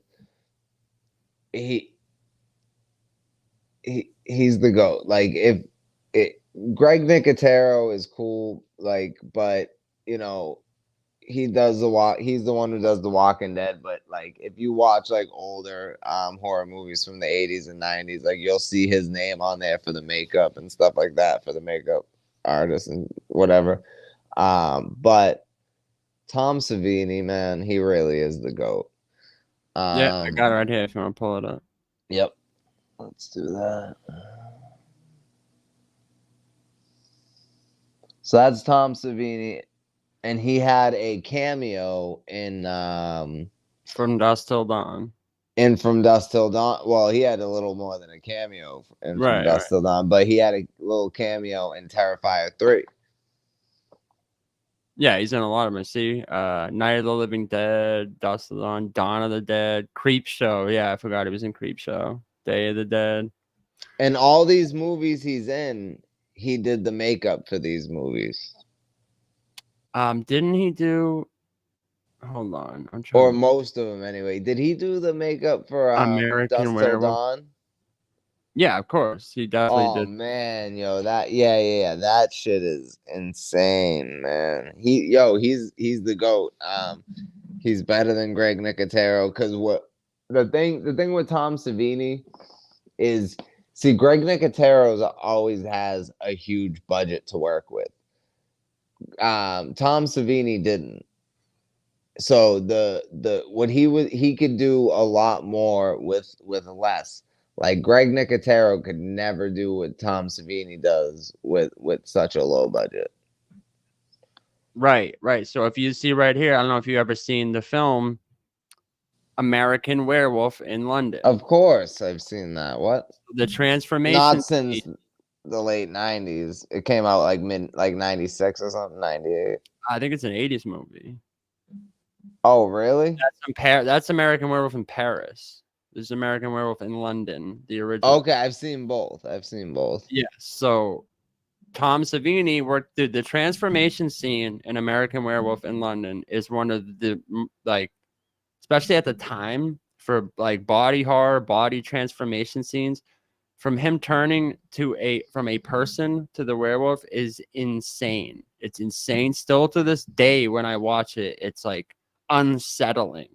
The way his bones start breaking, his like hands start, like, you know, imagine like transforming. Basically, he starts like shedding and turning into a monster. So all his bones start breaking and like it just looks insane. If you've never seen that, American Werewolf in London is a great movie, and actually, some people say it's a horror comedy, but I'm like, I don't know how fun. I mean, there's like a couple funny parts, but it's fucking terrifying. I comedy, but. And you can watch it. You can watch it on Tubi for free. You can watch it on Roku. You can watch it on Amazon Prime for free.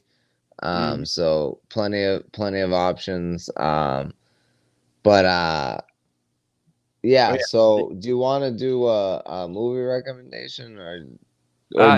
Okay. Well, we'll just finish this. We're talking about So, Tom Savini, look, he did the effects on all these movies. Friday the 13th, parts 1 and 4, Maniac, Burning, The Prowler. I think like Howl. There's so many. If you go through his IMDb, it's insane. So this dude is like one of the OGs and the GOATs of special effects for horror movies. Yes, absolutely. But I was gonna I don't know, because I thought we were gonna segue from zombie comedies into the comedy. Okay, you want to get into that? Yeah. All right, so let's pick up the pace a bit. Yeah. All right. So I recently watched this movie. I had seen it before, and I had known, a lot about this situation, but I'm gonna calm down for a minute because I got to look at my notes. But there's this movie called The Dead Don't Die, directed by Jim Jarmusch. Okay, now this movie has Bill Murray and Selena Gomez. And in this movie, nothing really happens. It's just Adam Driver the whole time telling Bill Murray, like, oh, this is going to end badly. And they're cops. Like, they're just sheriffs in this small town. And like, oh, this is going to end badly. This is going to end badly. And Selena... I got it right there. Yeah. And Selena... I tried to watch this movie, bro. I got through like 10 minutes, like 3 different times. And it was bad. It was bad. Like you said, nothing happened. So I gave up on it. So Selena Gomez's character was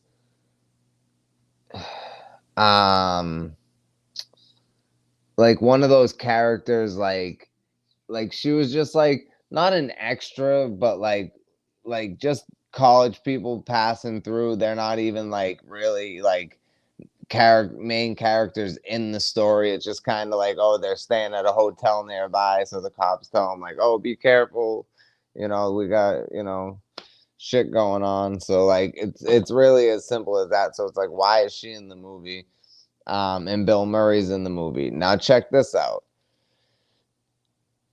If y'all remember Kenneka Jenkins, she passed in 2017, and around that time, Selena Gomez needed a kidney, and there was a lot of speculation that Selena Gomez sent people to try to acquire her kidney, with money or whatever for it. So I don't know, but and it didn't happen. But then Kenneka dies, and then now Selena Gomez is good, right? And now this gets even deeper, and now Bill Murray is involved. Remember, Bill Murray and Selena Gomez are both in this movie, and now Pablo put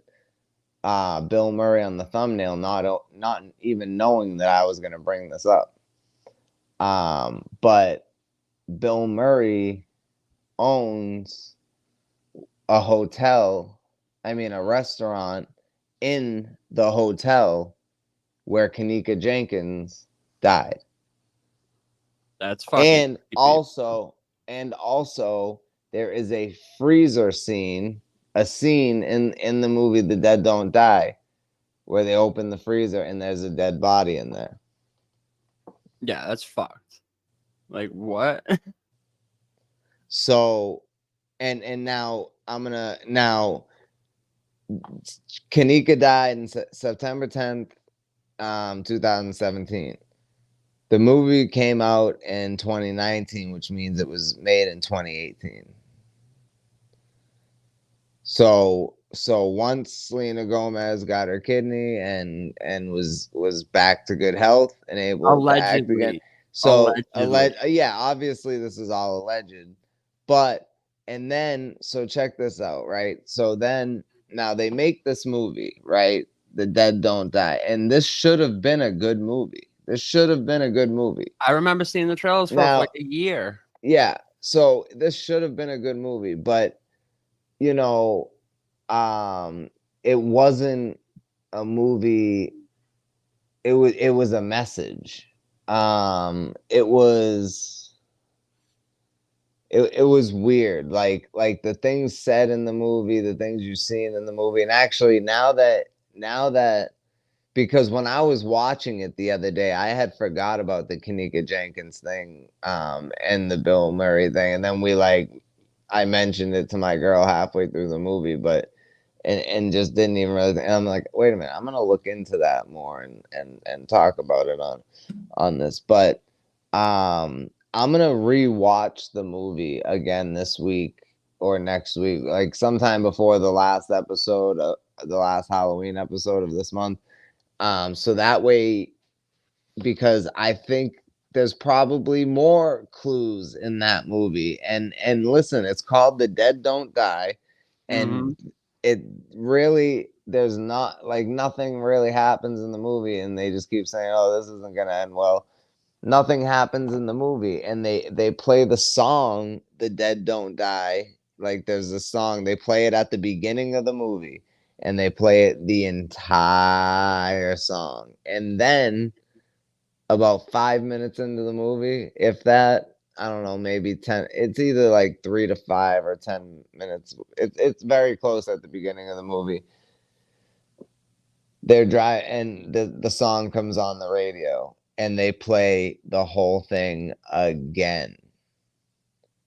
And then they play the song a few more times throughout the movie. Not the whole song, but most of it, you know what I mean? And they reference it as much as possible.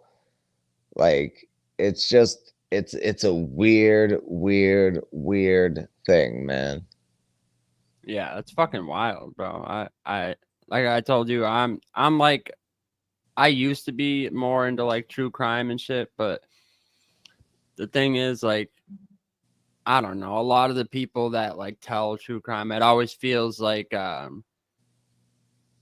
what's the word I'm looking for? Like, just like in bad taste. Like, and yeah, they're all doing it because my girls in that community, and like all the people over there, they're only in it for the clout and for like the so-called fame. Like, they don't really give a fuck about if they're reporting the truth or exactly, things like that. Weird, so like, and people will like, I remember this one girl like paid money to get the crime scene photos of the autopsy of this young kid, and then was like put it on her Patreon. So if you paid money, you could get access to it, like an 8-year-old's dead photo or something. I was like, that's just fucking weird, bro. Like, no, that's sick. That's right. So that's sick. where I like, kind of check out.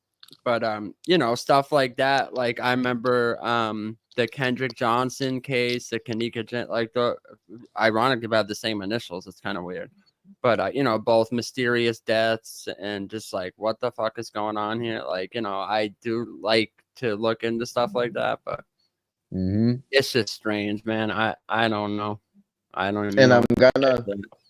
I'm gonna look more into the Kenneka Jenkins, Bill Murray connection, and Selena Gomez connection. And we'll talk about it at the beginning of the last Halloween episode we do before we get into the topics of that episode, which we already have, and we already actually have a title, which is awesome, and you guys are gonna love the next one.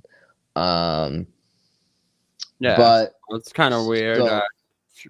So I just don't want to, basically, like, I put all this together, like, kind of like today, like all the, oh shit, Kenneka, Bill Murray, all the, like, I knew it before, but like it just like dawned on me again today, so I didn't really have time to do too much research on it. But I will definitely have some details and some speculations, and hear what other people have to say about it.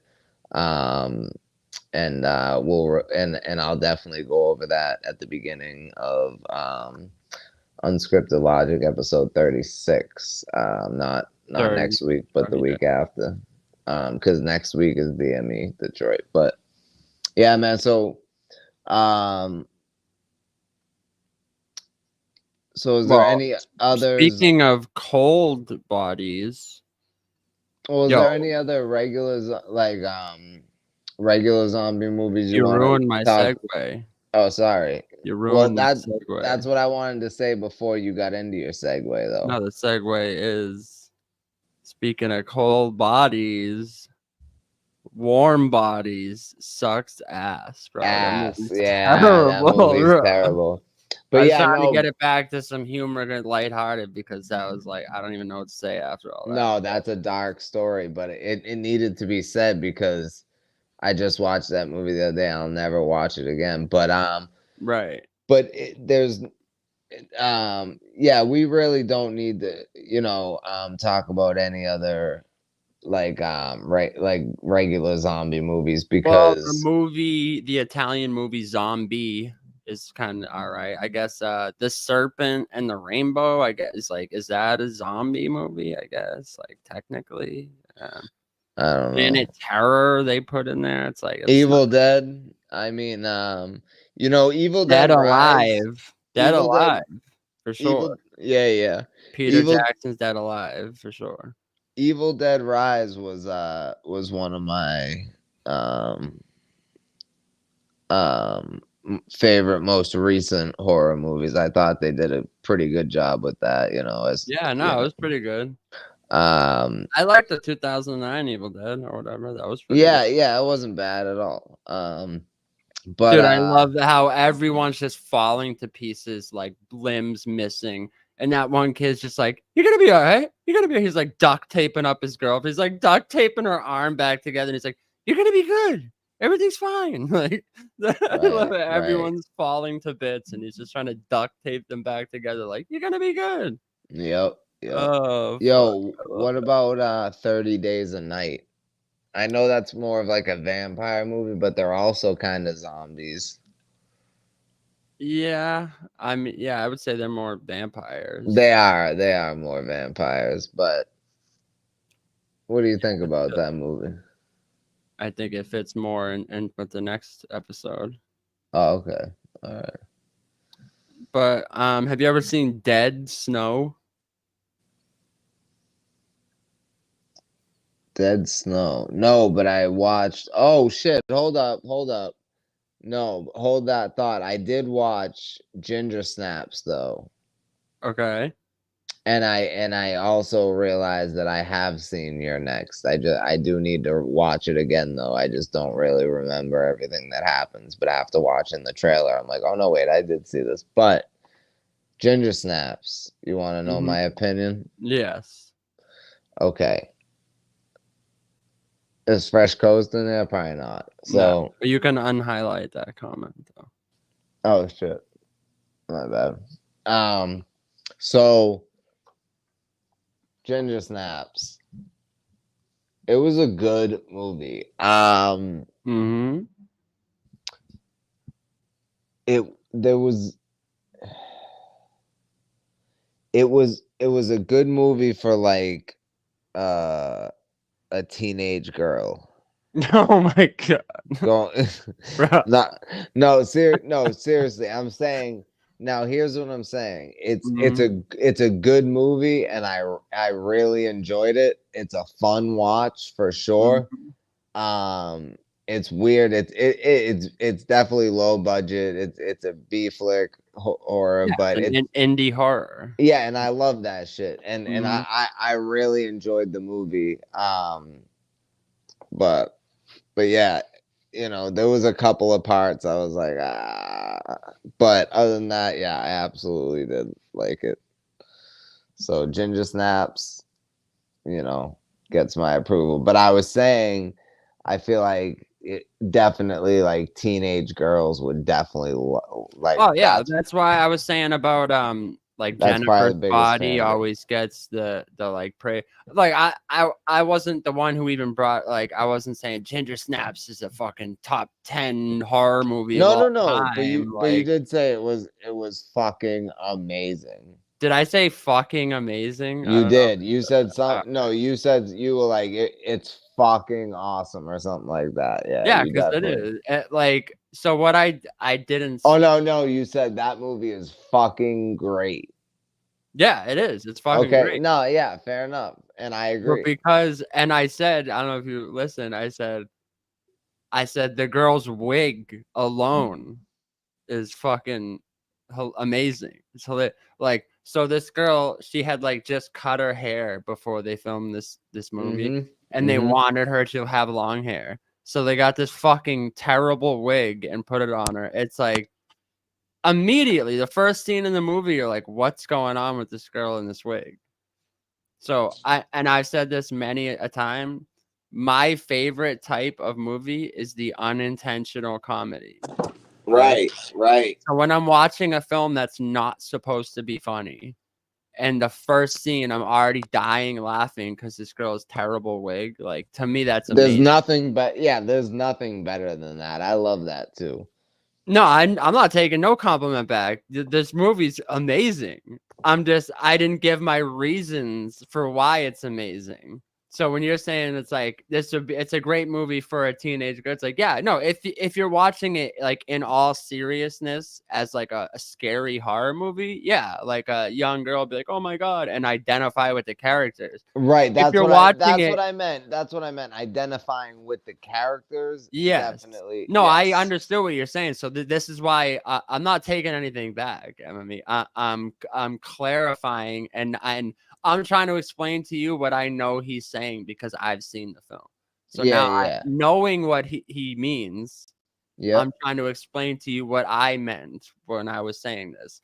So if you're watching it, like, you're not going to be scared. It's not like it's low budget. It's not like this amazing film. That's why when Fresh Coast is like, oh, that movie's awful, I was like, no, don't listen to him. Like, right. It's good, bad.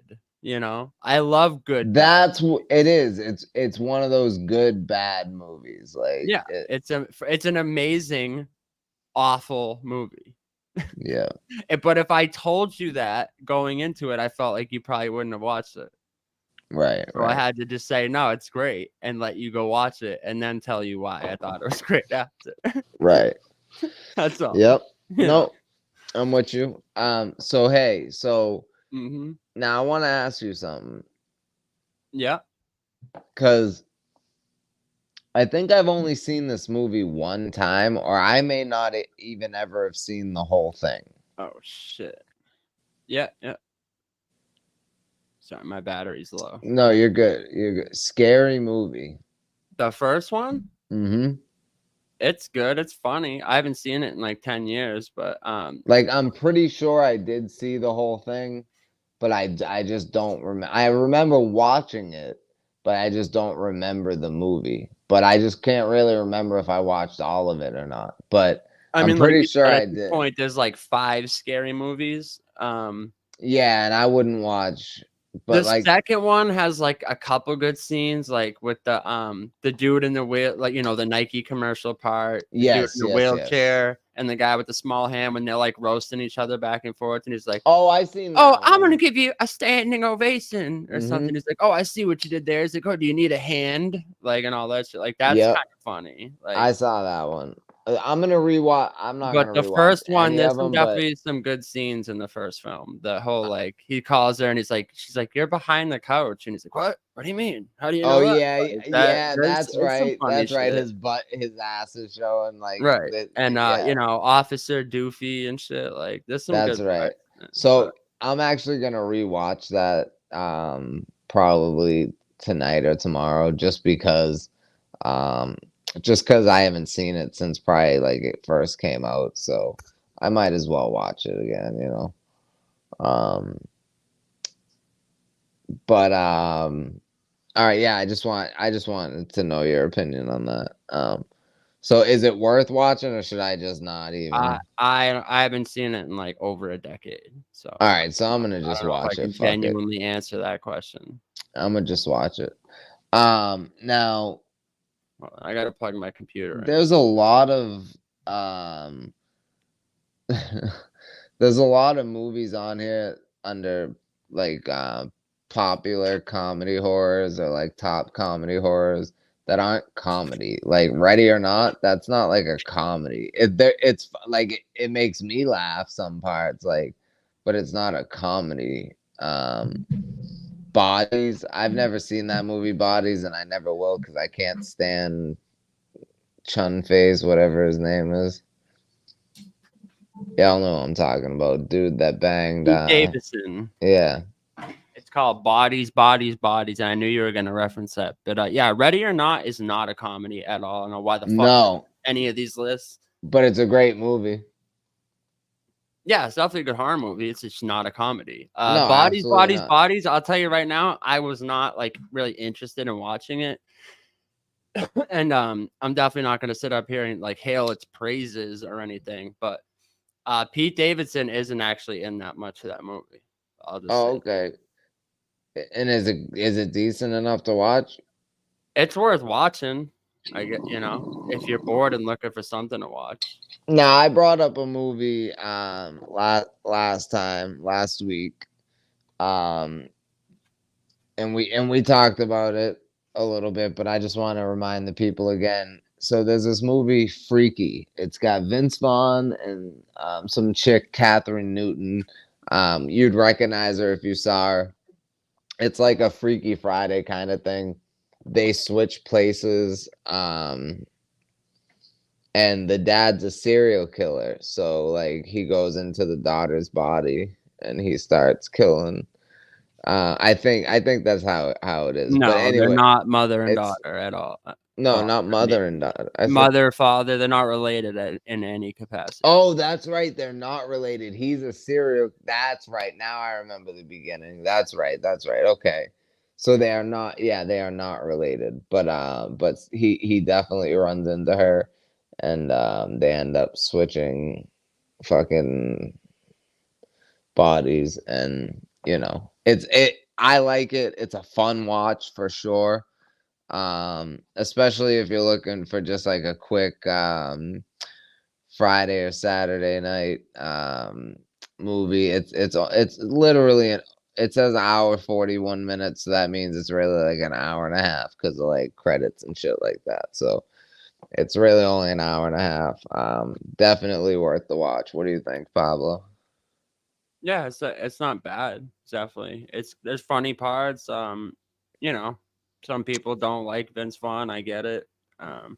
Oh, he's great in this though. If you don't like Vince Vaughn, I don't know. I like Vince Vaughn a lot. Right. So I mean, it's definitely it's entertaining. It's worth watching. Yeah. Beetlejuice is obviously a classic comedy horror. Do you have any specific now?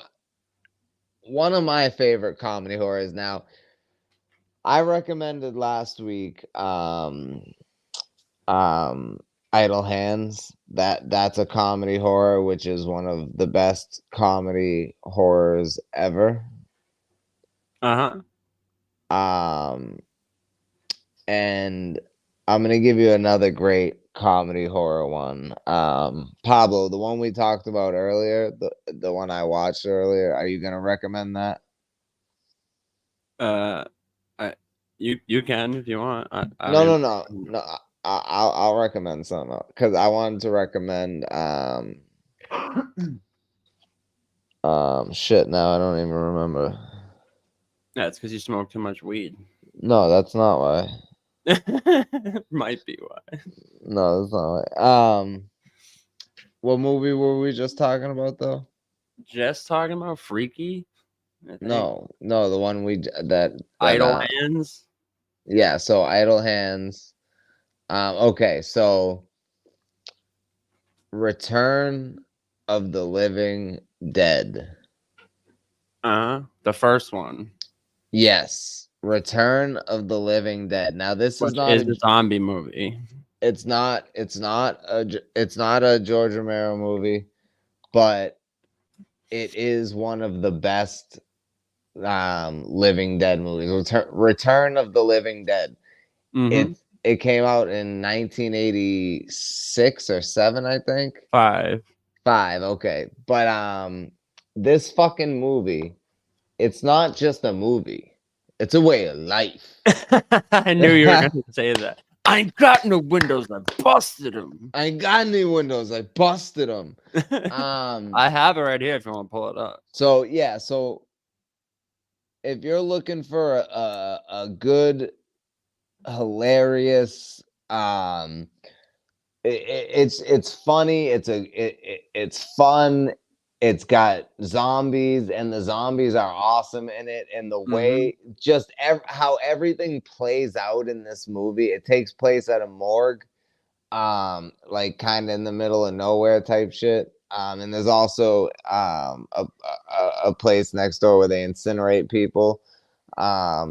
So they're there, and their friends are coming to pick up this kid who works at the morgue, and Yeah, or look at the cast of this film, bro. Yeah. So, and then his friends are coming to pick him up from work. None of them are really his friends except one of the girls, I think. But anyway, and then they get there and they have to wait for him for mad long because he's not coming out because some crazy shit went down. And so they start going over and partying, and there just happens to be a cemetery next to this place too. And they go start partying in there, and one of the chicks gets completely naked and starts dancing on gravestones and shit. Suicide. Yeah, so she gets completely naked, red bush and all. You can see it all, but nah, it is to me. For a comedy horror, this is a 9 out of 10 movie for its genre. Yeah. It's absolutely amazing. I recommend anybody go watch this movie. You will laugh your ass off. Like at how ridiculous, like there's so much ridiculous stuff and that's the beauty of this movie. Yeah. But also how amazing it is with the zombies. Like I'll tell you one part. Like there's if you don't want to hear it, block your ears. But there's a part where they're like there's an ambulance there because an ambulance guy just one person in an ambulance showed up or whatever, and one of the zombies grabs the walkie and he's like, "Send more cops," like. So it's funny, but great movie. One of my favorite horror movies of all time, comedy horror, whatever you want to call it. So Pablo, if you want to do your first. Yeah, and there is 3. The second one is also kind of a comedy, but the third one is not. The third one's still good, but it's definitely not like as much of a comedy. But yeah, Return of the Living Dead, and there's the sequel. If you like it, you might like the sequel too. Hold on, did you say there's a third one that's not a comedy? Yeah, you never seen it with the chick? This one right now? What's it Return called? of the Living Dead 3. Oh yeah, I must have seen it. The kid's driving on a motorcycle.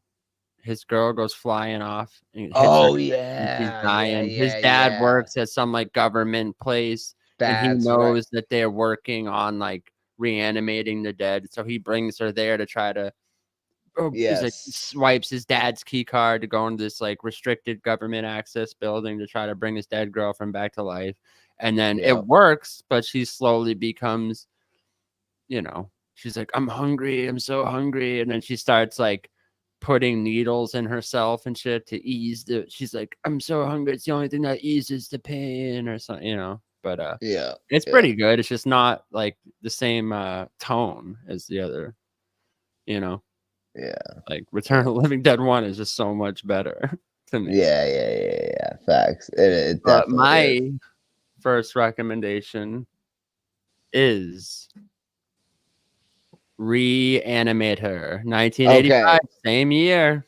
Now same year. Now hold on. This was one again, same thing. So this happened 3 times today where Pablo and I were like, "Oh, I was gonna use that." Like, and this was one of them. And I watched this movie today, and so before you get into it, actually, go ahead. My bad. Well, I just have a couple details about it that I want to bring up, but the first time I ever heard of this movie was actually in American Beauty when they're talking to the kid, and he's like, "Oh, what's the name of that movie? The guy's running around carrying his own head," and he's like, "Oh, The Reanimator."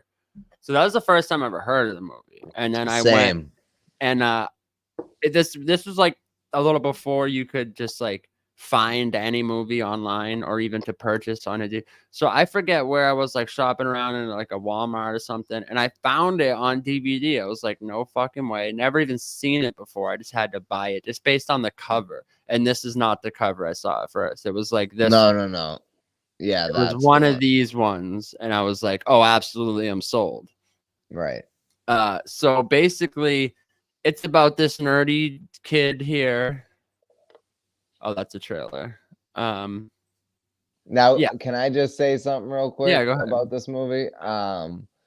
So the guy that taught him, I noticed today, the guy, because I watched it today, the guy that at the beginning, remember his original teacher, and then he had to leave Switzerland because, you know, some crazy shit went down.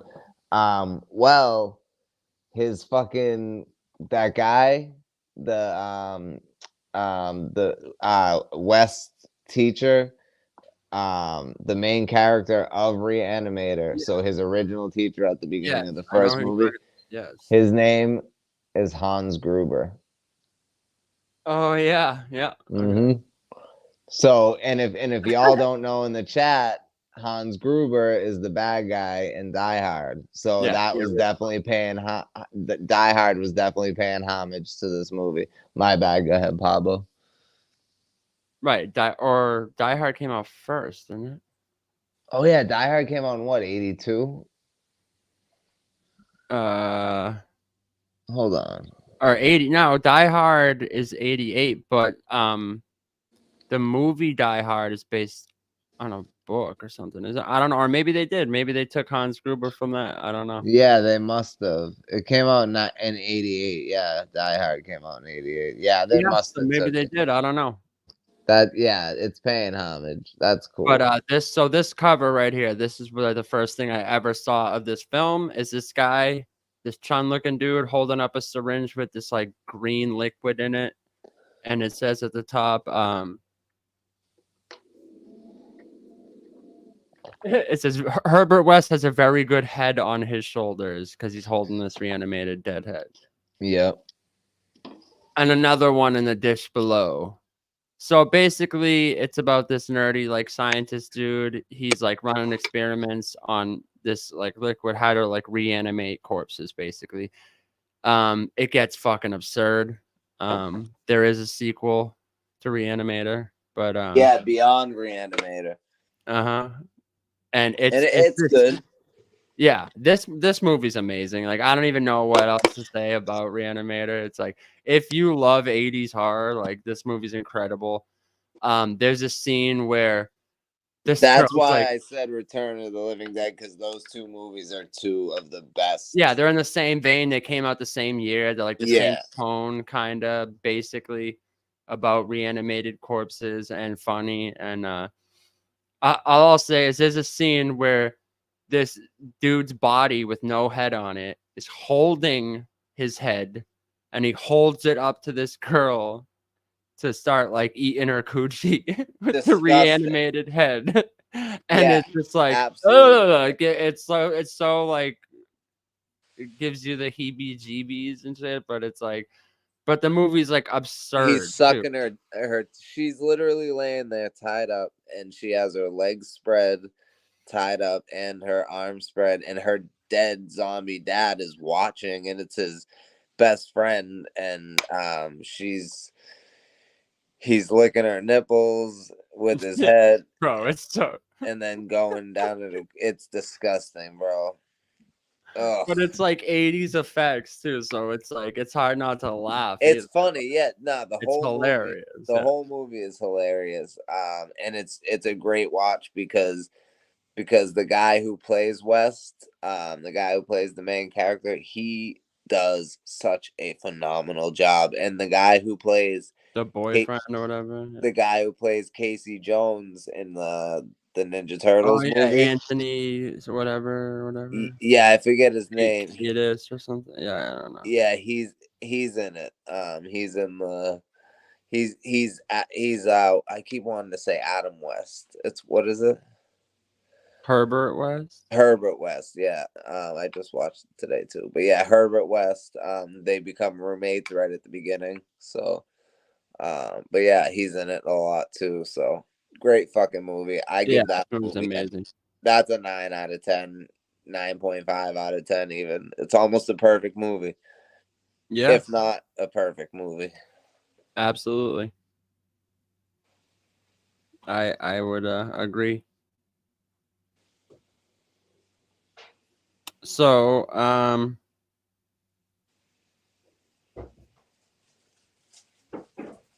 Yeah, Zombieland is definitely horror comedy. You know what? Zombieland is great. I love that movie. But Shaun of the Dead, Return of the Living Dead are so much better to me. Right. I've actually never seen Zombieland 2, to be real. I've never watched it. I watched it once, and I remember thinking, like, it was all right, but I probably won't ever watch it again.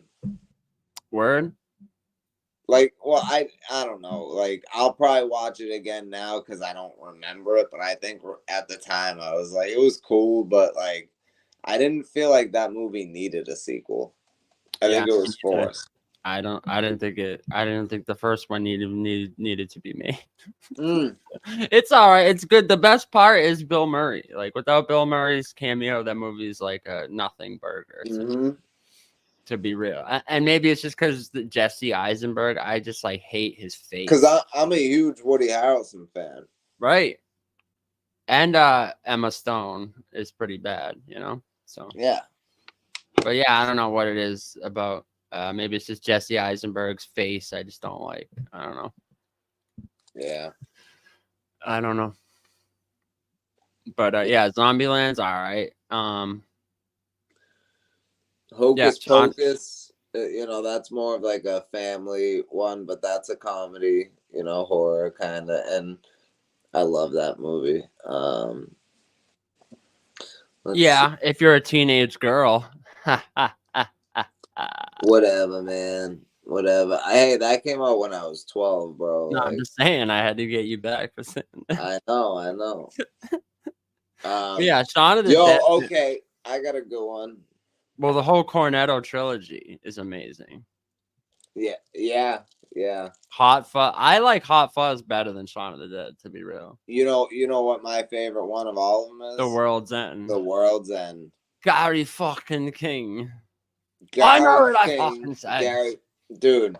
He's like, there's a little Gary King in all of us. I thought you said there was only one Gary. He's like, I know what I fucking I know what I fucking said. Gary fucking King. Yeah, that movie is incredible, bro. That movie, yeah, it's perfect. It's perfect. And again, the first time I watched that, like I was like, oh, it's good, but it wasn't my favorite. But after a while, I've watched the movie like 4 times, and Shaun of the Dead's great, but I don't think it's as rewatchable as Hot Fuzz and The World's End is. I think I'm glad you said that, because the jokes just work better multiple times in these other movies. Yeah, I'm glad you said that, because I just watched Shaun of the Dead recently, and me and you and other brothers saw that in the theaters. And when so I've seen it probably, like, you know, I've probably seen it a handful of times, but I watched it just probably last week, and I just remember thinking, like I still laughed at parts, and it's still a cool movie, but like I definitely feel you, it doesn't have the same replay value. I felt like I wasted time. I felt like I should have watched a different movie. Hot Fuzz, definitely an amazing movie, and amazing. And World's End, you know, they're robots, but you know, it's kind of in the same vein as zombies. Yeah, they have like blue blood, and yeah, I mean. Now, one movie I wanted to mention. That is a great comedy horror. And I was going to use this as one of my recommendations, but I already gave a comedy horror recommendation, so I think I'm going to give a different recommendation. But Tucker and Dale versus Evil. I'm telling y'all, if you've never seen, it's on Peacock. It's like an hour and a half. Hilarious movie. Absolutely hilarious. Dude, I can't even tell you. It's like this one group thinks one thing's going on, the other group thinks another thing's going on, and bad shit happens because of just misunderstandings, and it's hilarious. Yeah, good way to put it. Yeah. Right. Very it's like Lemony Snicket level of a series of unfortunate events. So it's kind of like Final Destination meets like Cabin in the Woods. Oh, isn't that crazy? I told y'all, like, get out of my head, bruv. Especially today. There's been like 5 things already that. It's because we're Neuralinked, bruv. Yeah, and then we were talking earlier, and I was literally, I picked up my phone to text Pablo to say, yo, we should do this, and all of a sudden a text comes, and I hit send, and a text comes through, and he said the same thing, and mine came in right after his, and I'm like, dude, yeah, we were just thinking the exact same thing at the exact same time. Crazy. Yeah, that's a great movie. Tucker and Dale versus Evil. Is that what it's called? Right. Yep. Tucker and Dale versus Evil. Great comedy horror. Killer Clowns from Outer Space, bro. Now, let me ask you something. Killer Clowns from Outer Space. Hold on. Let me see. There was a movie I wanted to ask you about, but now I don't see it.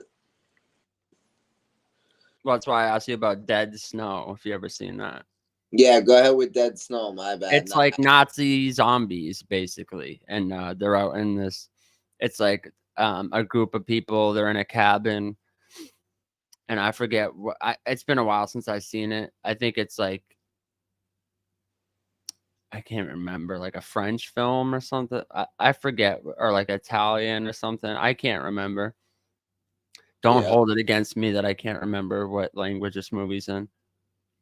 Or it's like Norwegian or something. Like I think it might even be in English, but it like takes place somewhere in Norway or something. I can't remember. But all of a sudden, there's like Nazi zombies come out, and it's absurd. It's ridiculous. From what I remember, there's like great kills in it, and yeah, it's just a good movie. If you've never seen it. No, I'm Dead Snow. Dead Snow, yeah. Zombie movie, if you've never seen it. Okay, now here's a good one. So this isn't like a super scary movie. You know, it's a zombie movie, but it's it's an R.L. Stine movie that he came out with last year called Zombie Town. Oh, I think I've seen that. Yeah. So it's not like, it's not amazing, but it's not bad. I think it's definitely worth a watch, especially if more or less, if you're looking for something to watch with the kids and they want to watch something that's a little more adult, but you don't want them to watch something that's super, gory, like zombies ripping people apart. This is the movie. Right. You know, a movie like Zombie Town. So that's definitely a good one. Hubie Halloween. I'll keep preaching that one. But I did want to go over name a couple more of the family friendly comedy horrors. Okay. Just because, a lot of people have kids on here, Salute. Okay, so now Monster House. Now I watched that with my nephew, like when it Is first that the one that has like the Wayans brothers in it and shit? No. Oh, that's like Hell House or something. Because that movie's trash. Yeah, no, this is a cartoon. Okay. So it's like that movie's Asperger's, bro. Okay, so it's like a Pixar, it's like a Pixar type movie. But it's is it Pixar? I don't know if it's Pixar or not. But anyway, it's an hour and a half. Let me click on it for a second. Monster House. overview. So Monster House, it's this house that's basically like alive, right? And it's like it's possessed, and I think even like an old man lives there. But these kids eventually go in there and shit and whatever. But I don't really remember a ton of the details, but I remember watching it and just being like, this is a great movie, especially to watch with your kids. It's a cartoon. Yeah, it's a cartoon. I mean, it would definitely be scary for like young kids, probably, but like, right. I would say like 5 and up could probably watch this movie. It's really a good watch. I really enjoyed it. It's a horror comedy, and I believe it might even be. Oh no, it's PG, but it could be PG-13. Like it's one of Could them. be PG-13. But no, it's definitely, if you have kids, like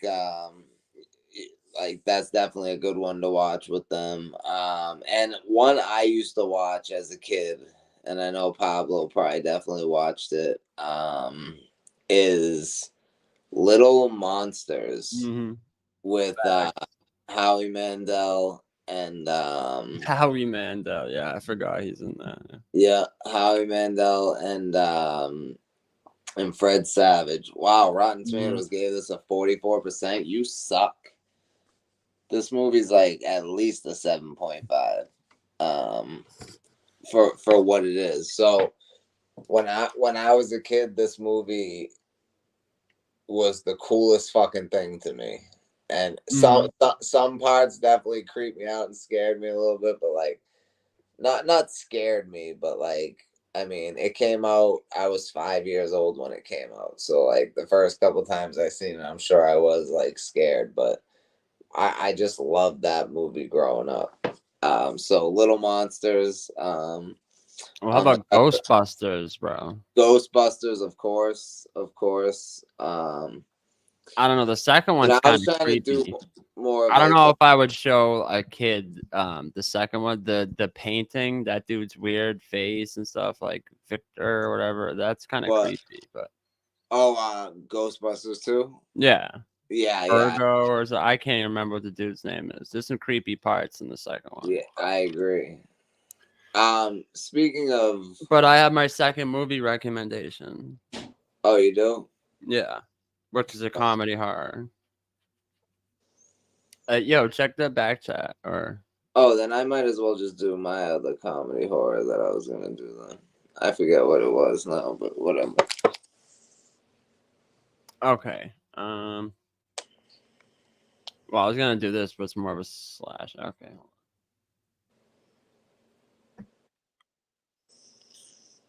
Yeah, Monster House, bro. Hold on, pull this up for me. A depth salute, brother. All right.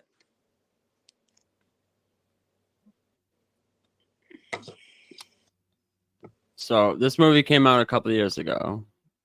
2022's The Menu. Yep. If you've never seen this movie, I recommended it to people recently, and we watched it. And you know, my family is, a lot of them have worked in the restaurant industry, are chefs and cooks, and you know, all that shit. So, and so have I. So we definitely appreciate how ridiculous this movie's absurd. It's like, basically, the premise is this guy's like you know, like a Gordon Ramsay type, super elite, prestigious chef. This is like invite only. Basically, like 10 people, I think, are invited. And you know, it's like he's known. He has like 5 Michelin stars or whatever the fuck, and so these people go there specifically for this guy's known for his like themed nights that he does. Like each dish will like be a hint, and by the end you'll get it all, basically. And it just gets more and more absurd. The guy's clearly, it's like Ralph Fiennes And just by his behavior alone, you're like, something's up. The main kid is like Nick Holt or whatever, the kid from Warm Bodies, the guy that plays Beast in X-Men and shit. Yeah. And then Anya Taylor-Joy's in it. It's got like John Leguizamo's in it, and great fucking movie. From off rip, you're just like, it's uncomfortable. This dude brings this girl, and she's kind of like not into it at all. She's like, yeah, whatever. But this kid's like, you know, creaming in his pants over like, you don't understand. Like, like he gives him a dish, and it's like bread plate with no bread, and it's like, you know, like he's like, oh, what the artist is saying here with the food, he's saying that we don't even deserve bread because we're fucking peasants, and it's just like 3 dots of like seaweed. And he's like, oh my god, the brilliance, he's so brilliant. And she's like, are you kidding me? It's just grass. Like, can we get bread? Like, what the fuck? And it just gets more and more absurd. And yeah, if you've never seen this movie, it's fucking amazing. Like, I honestly, I wouldn't even watch the trailer. I would just go watch it, and it's great. It's got some great horror elements, and it's fucking funny as hell. And if you if you feel like I feel, and you think it's absurd, and people have their head up their own ass about food, like, I get it. Like, food should be like celebrated, and like, you know, someone puts all this time and effort into a meal, like, you shouldn't just devour it in 2 seconds, like, savor it a little bit. But it's like, you don't have to be like, this story he's telling with this meat. It's like, all right, bro, give me a fucking break. Like, very uppity, snooty, like, you know, pokes fun at itself, kind of. Just a great movie, great, enjoyable film. A lot of shitty people getting their comeuppance. Yeah. You know? Which I love. That's like that's why I love horror movies so much. It's just to see like pieces of shit get what they deserve, basically. Yep. I love it. Yep. I'm having a hard time picking my my second one. You know what? I'm gonna recommend. My bad. Are you done? Yeah, I'm good. Yeah. Okay. So I'm just gonna do one that I was gonna do next week. Because I have a few for next week. But I'm just gonna do one that I was gonna do next week. And fuck it. Actually, you know what? Pablo. What? Look in the back chat. Pull this movie up.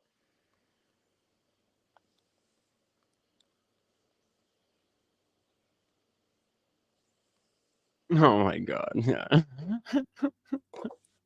You do. I mean, you used to. You still do? Or? You want to know? I'm gonna tell you which one I was gonna do, but I'm gonna save this for next week. Mm-hmm. Yeah. All right. So if you want to pull it up. Yep. Yeah. No, that fits. Like, totally different tone. Yeah. All right. So Drag Me to Hell. Bro. So when I think the first time I seen this movie was with Pablo, right? That was the first time. Was that the first time? Yeah, probably. Yeah, it had to be, right? So we're watching this. Yes. We're watching this movie, and Justin Long is in this movie, and Justin Long is actually in a lot of horror movies. He's in Barbarian. He's in Jeepers Creepers. He's in a few more. But so I don't really remember too much about this movie because I haven't probably I don't know. It's been a while since I've seen it. So but I highly recommend you go watch this movie. It's a great fucking movie, but what I will tell you is, and I can't promise that you'll have the same experience, but there was about a 20 to 30 minute period where me and Pablo just kept having to pause the movie to fucking crack up at the shit that fucking Justin Long was saying.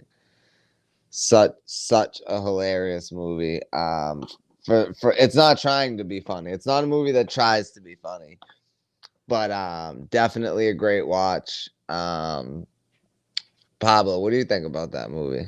Yeah, you probably remember. I do have to give a warning. There is some kind of like gross parts. It's not so much like it's not super gory. It's just like the stuff that happens is like some of it's like involves food. Some of it's just like certain like body parts. The way it's just like kind of gross a little bit, but at the same time, it's not like every scene's like super it's not like gross out horror either. It's just there's a couple scenes that it's like a little bit, but for the most part, like you said, it's not like super comedy. It's just fucking, I don't know, maybe it's just the mood we were in when we maybe watch it with someone else that's like, yeah, actually, you know what, let me give a different recommendation. Fuck that. No, it's a great movie. Like I really feel like they should watch it. So yeah, you're right, it is a great movie. No, they should definitely watch this movie. So it starts out, this girl works at like a bank and she denies a bank loan to this old lady that's begging her. She's like, I'm just trying to save my house on it. And she's like, I'm sorry, you don't qualify. But she's trying to get a promotion basically. And to get this promotion, she's like, no, you need to be heartless and you need to tell these people to F off and what. So she's trying to tell this old like gypsy lady, like, sorry, see you later, beat it. You're not getting a bank loan. We're taking your house or whatever. So this old like gypsy, like, you know, it's kind of like the movie Dinner. It's like she gets cursed by this like old gypsy lady, and she like attacks her in the parking lot and shit, and just curses her. And slowly but surely, she comes to realize that this curse it's real. These curses, they're real. So it just gets. It's like batshit insane, the shit that starts happening.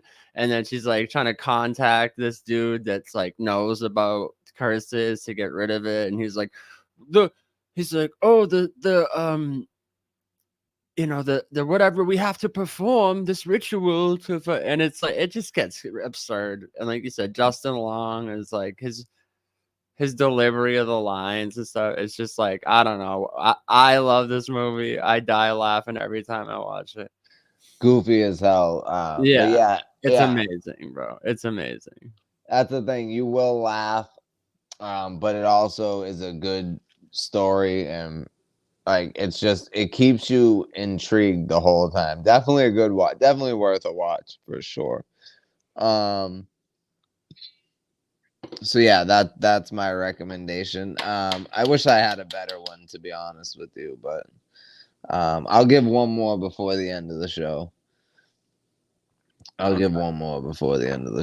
Just because I didn't really have a second one planned, because my two were Reanimator and Return of the Living Dead, but Pablo had Reanimator, so I was like, all right, fuck it, you can take that. And then I don't know. I had another one, and then I don't know. I couldn't really pick. So you know what? I'll give it right now. Fuck it. Okay. What is it? Ernest Scared Stupid. I brought that up last episode. No, I know. I'm just kidding. Fright Night. Either one. Either the original or the one with Colin Farrell. Yeah, I almost brought that up last episode too. But I was like, is it a slasher? I feel like it fits more with the other shit. But yeah, either way. Yeah. Fright Night. It's it's nothing crazy, but it's definitely a good thriller, a good suspenseful movie. I like it. And if you don't like older movies and you only like remakes, lucky for you, the remake is good as well. Just like My Bloody Valentine. So yeah. Let's see. Cooties. Have you ever seen Cooties? Yeah, with Elijah Wood. Yes. Yeah. Okay. It's all right. It's technically like a zombie movie too. It's a comedy horror movie. It's a comedy horror zombie movie. It's fun. I think it's funny. I thought it was hilarious. I liked it. I watched it twice, like 2 years in a row around Halloween, and then the third time I watched it didn't really have the same effect. So it definitely like loses replay value, but the first watch, you're gonna love it. You're gonna love Cooties. Yeah, it was worth watching. Definitely probably wouldn't have to rewatch it, but unless maybe I was showing someone else for the first time or something. But yeah, and it's on Tubi, so you can watch it. But Cooties is definitely worth a watch. Cooties on not to be confused. Cooties, not cuties. Yeah. Because that's a different type of horror. We did not say Cuties. Yeah, that's a different type of horror. With the yeah. Also, yo, you know a movie I can't fucking stand, and it's on TV all the time, every year at the same goddamn time. What? And people are like obsessed with this movie, and I like the actor in it. The Rocky Horror Picture Show. Is fucking awful. I can't stand it. I can't. I don't even know like how people can even watch that movie. Yeah, and like, don't get me wrong, I only saw it one time when I was like a little kid because my parents were watching it. Like, I love Tim Curry.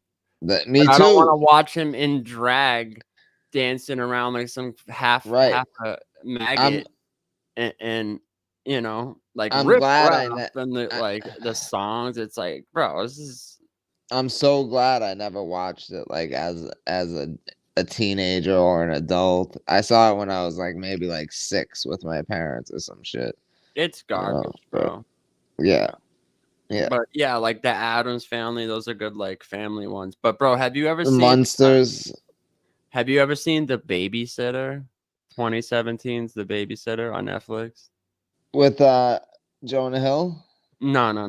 The horror movie. Oh, the horror movie. Yeah. The Babysitter. Yeah. With Samara Weaving. Yep. Bro, I love that fucking movie. It's a great movie. That is a great movie. 4 times. There's actually a sequel it's not terrible. It's not as good. It's got Jenna Ortega in it because she's in everything. Because she's in everything. Yeah. The first one's great. The second one's all right. But The Babysitter. Have you ever seen The Final Girls? Yes. Yep. That was gonna be one of my movie recommendations. That's a great horror comedy. Yep, we did watch that. Yeah. If you that's a good one too. You know the thing is like a lot of these movies I either saw last year or like earlier this year, so it's like I don't really remember them. But when someone says it, or if I see like the preview for it, I'll be like, oh yeah, I saw this. And then there's just so many.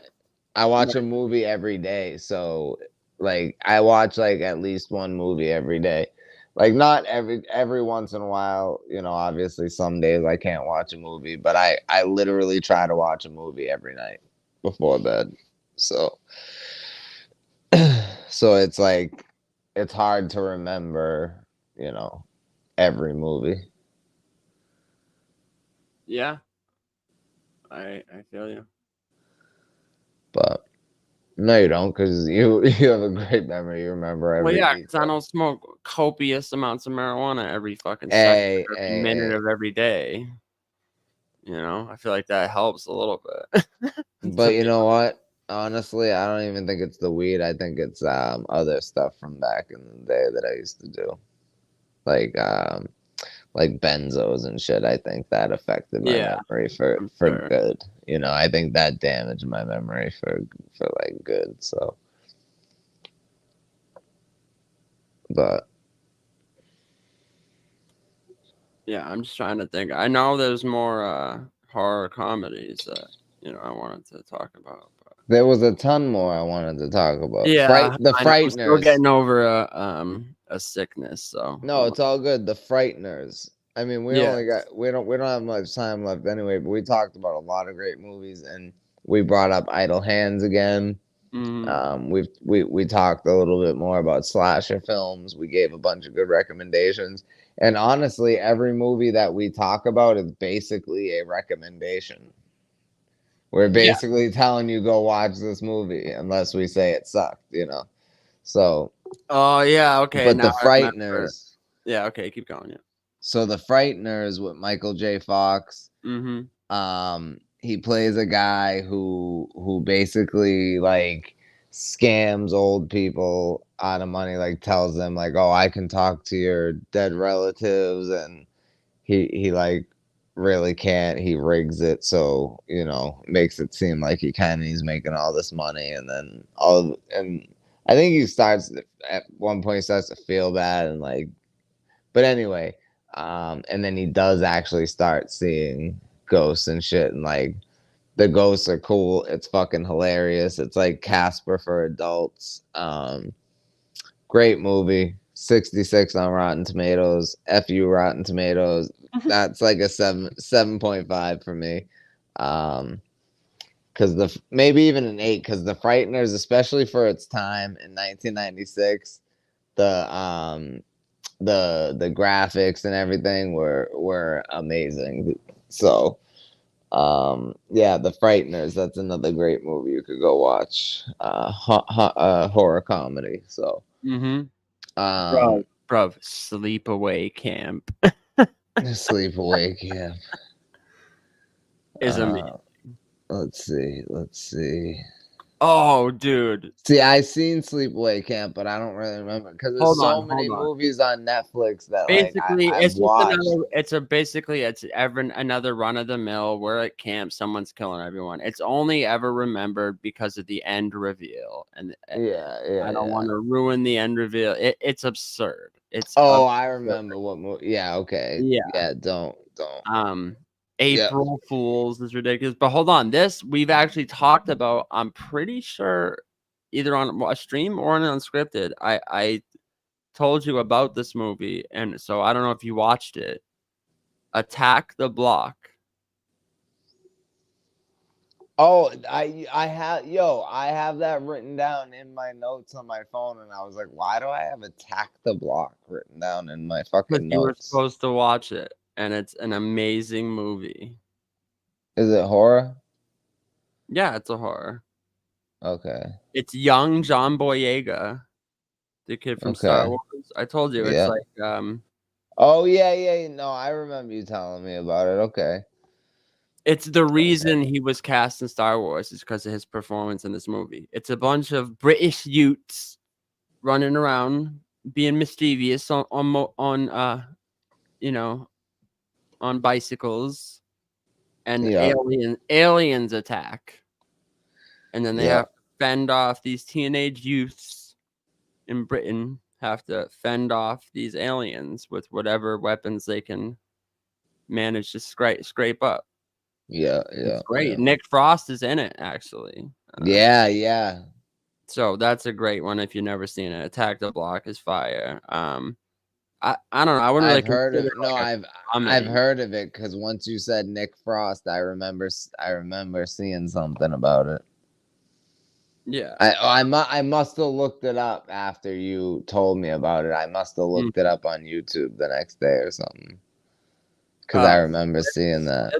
Slither's a great one. Yo, Feast, the trilogy Feast, bro. Oh my god. But also Slither with Elizabeth Banks, amazing movie. Slither and the Feast trilogy, all great horror movies that you should definitely watch. Damn, man, there's so many. Club Dread is pretty good. I love Club Dread. Club Dread is a hilarious take on. It's basically Scream making fun of Scream. Like, you know what I mean? It's like how Scream makes fun of. Scream is like a parody for horror movies, but also like a real horror movie at the same time. Well, Club Dread kind of takes that to another level of goofiness, like facts. It's like I Know What You Did Last Summer, but if it was absurd and funny. Yeah, Cabin in the Woods, that's a great one. That's a hilarious. Yeah, we talked about that last week. We talked Evil about that Dead last 2, though. Evil Dead 2 and Army of Darkness. Army of Darkness, bro. It's amazing. Yeah. But yo, rest in peace, Bo. He loved those movies. Yeah, I was never huge on Army of Darkness until I watched it again, like more.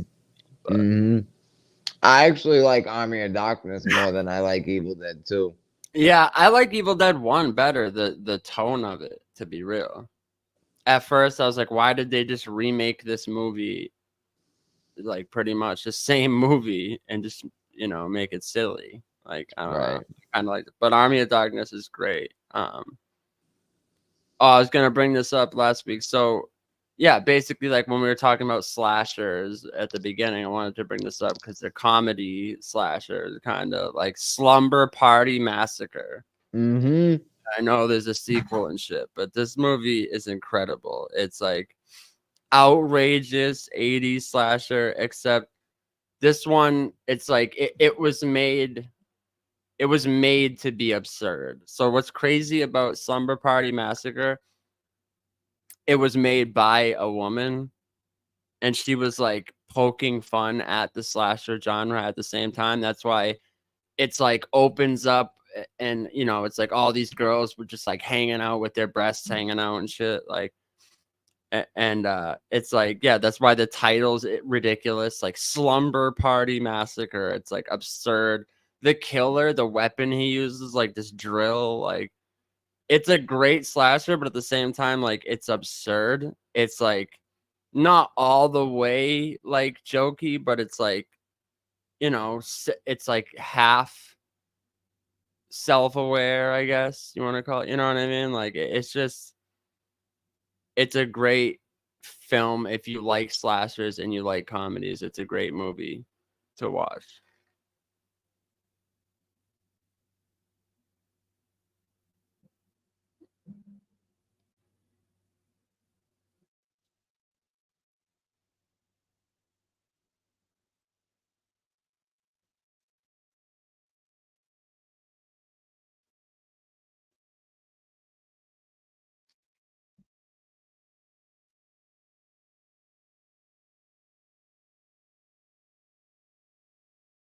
Oh shit! I was muted. Have you seen the Munsters movie, the Rob Zombie version? No. Okay, so he made a Munsters movie, right? Yeah. And it takes place before the kids, right? So it's like him and his wife meeting. Obviously, Sherry Moon Zombie plays the wife. Yeah, I've seen the trailers for it. I think I just never seen the movie, right? So, I mean, it's it's a cool little movie. I like it. There's no action. There's no like it's before they even have the kids. Like they don't even have the kids at the end yet. Like it's just like them meeting. It's more of a love story, them two falling in love and that. And it's like, so it's like a rom-com horror com, like, but no, I liked it. And it's short. It's only like an hour and 20 minutes. But oh no, it's an hour and 50 minutes. What the hell?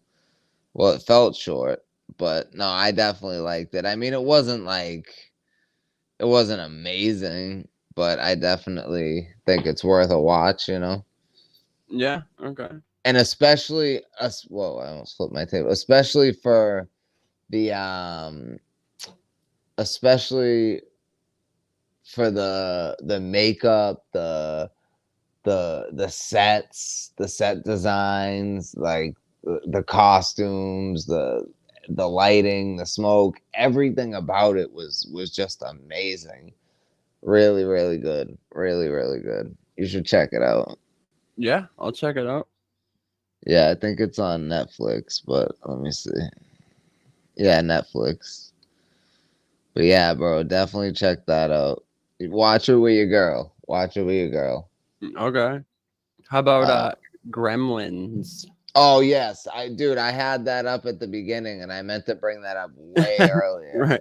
Like I don't even know how that slipped past. But Gremlins, okay, one of the greatest movies of all time. Period. Now I think that movie came out the year I was born. Actually, right? 84. It came out, maybe 86. Yeah, 80 something. Yeah. Let me see. Gremlins. But yeah, I love Gremlins, man. Spike,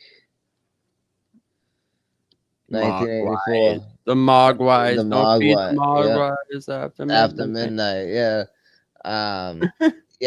Yeah, it came out in 84. And I was watching that movie as a baby with my parents, and then I guess because that's what they told me, because when I was like old enough to, when I was talking and stuff, I was always saying Gremlins, Gremlins, Gremlins, because I wanted to watch Gremlins, you know. And I had, you know, some of the stuffed animals and shit.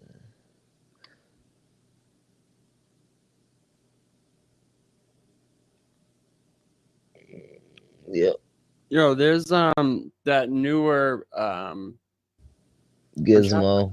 The name of it. The newer movie with Nicolas Cage plays Dracula, and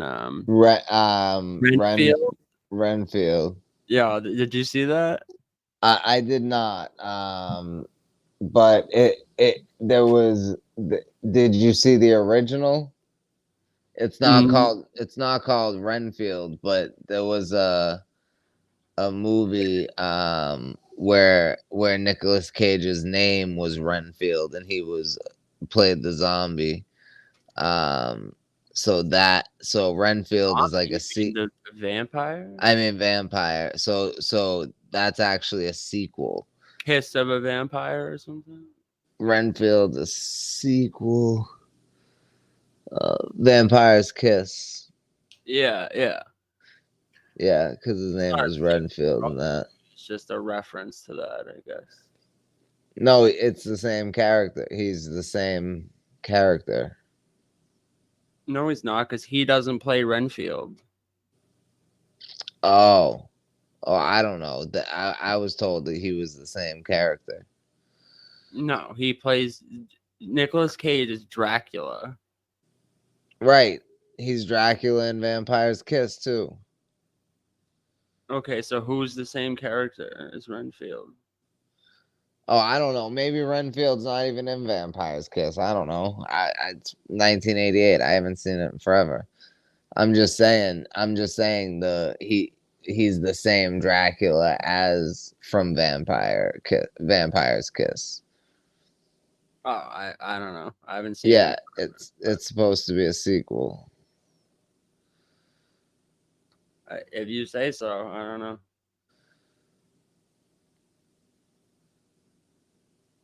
Yeah, because I remember that was like the first thing I heard about the movie. But anyway, my bad. Go ahead. Well, I don't know. I watched the whole movie, and there's not any like outward reference to that other movie. Then during the trailer, nothing ever says it has anything to do with that. So in the backstory, they just show it as like he's Dracula, and it's about his butler Renfield that has to go out and like get people for Dracula to consume. Right, the kid. Yeah. And it's great. If you haven't seen it, it's Renfield is connected to Vampire's Kiss, and that Nicolas Cage starred in 1989 Cage Land. Yeah, so they are connected. So I guess probably at the end of Vampire's Kiss, he probably dies, and then when he comes back, like he finds an assistant. I don't know. I haven't seen Renfield, so I don't know how it starts or something. So, but either way, it doesn't matter. I'm sure Vampire's Kiss wasn't that good anyway. Yeah, from what I remember, it was like mad cheesy and shit. But was Renfield good? Yeah, it's definitely worth watching. There's some great violent scenes in it, and it's like it's funny. And I'm sorry if you like Nick Holt, he's funny in it too. Like, because I was skeptical of that. And I'm a huge Nick Cage fan, so yeah, it's worth watching for sure. At first, I was like, oh, whatever, but it was like on Peacock for free at the time or whatever, and I have Peacock, so I watched it, and it was good. But, there's a bunch of shit on Peacock right now, and Max. Cabin Fever is a great fucking horror. Cabin Fever is great. Who said that? I just said it. What do you mean? Okay. I didn't know if someone in the chat said it. No, there's no one said anything in the chat for like a half hour. Oh, really? Yeah. Oh, that's weird. That's weird, but 6 people are in here. Y'all can participate, you know. Like, for real. Well, I don't know. It almost seems like we're checked out, to be honest. Really? I think we're really? I mean, it just feels like slow, to be real. I don't know. I know I'm getting over a cold and shit, so I'm like, I'm like, my memory is like shot right now. So I feel like this episode has been really good. No, not the episode, just right. Like, I don't know, the last like 5-10 minutes. Well, we only got 5 minutes left. I know, that's what I'm saying. So that's why they're probably not chomping at the bit to throw shit in there. Is what I'm saying. Oh, okay, but yeah, no, we can go ahead and end it.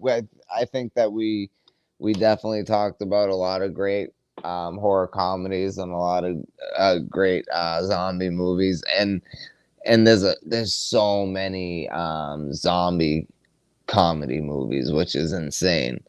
Right. Most horror comedy movies are zombie movies, so I know that's why I feel like there was a bunch more that I wanted to talk about, but then like at this point I feel like I'm trying to look stuff up to mention it as opposed to like have stuff come. I feel like that's what I'm saying is I feel like it's slowed down just because now we're just like looking things up as opposed to like naturally going back and forth with whatever like pops in our head, you know.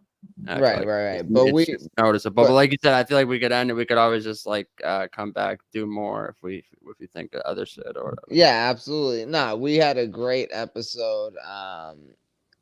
Everything up until the last 5 minutes had a good flow. I think it was good energy. I think we were both on point with our movie assessments and our movie suggestions. Yeah, I think this was a good episode. Yeah, so I feel like we could just wrap it up. I mean, at this point, just wrap it up. To go for another 8 minutes would just be like whatever. You know? No, we don't have to go. We don't have to keep going. We can end it.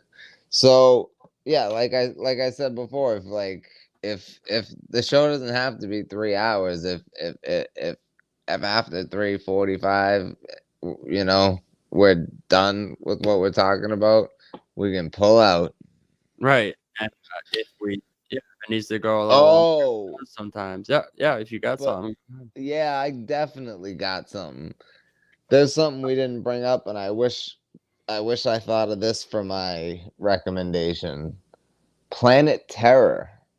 I mentioned that earlier. You did? Zombie movies, yeah. But okay, maybe sorry, I got up. I mean, it was like in passing. I kind of just said, I'm like, Planet Terror. I'm like, I don't know if you consider that a zombie movie. Like, well, I mean, yeah, it is though, because it's a zombie outbreak, or not a zombie, but it is like an outbreak. Yeah, right. So, but that being said, next week's episode of Unscripted Logic, Tuesday at noon, we have DME Detroit coming on the show, and then the following week we'll be doing our final Halloween episode, which is going to be awesome. We're going to be talking about psychological thrillers, anthologies, and monster movies, and whatever other type of movies that people want to talk about. And maybe we'll even, if we have time, we'll pull some people up on the panel and they can give their opinions on movies, on their favorite horror movies. We'll see. But that being said, Pablo, you got anything before we get up out of here? I got a little thing you can play for us to write out, I guess. All right. Give me 1 second. I actually added more to it since then, but this is something I was working on. It's actually going to be like a theme for my my show, but fuck it. I mean, might as well roll out something on our way out of here. There you go. I can pull that up. And this is Picked Apart by Pablo. Oh. Yeah. Pablo. King of intros and theme song.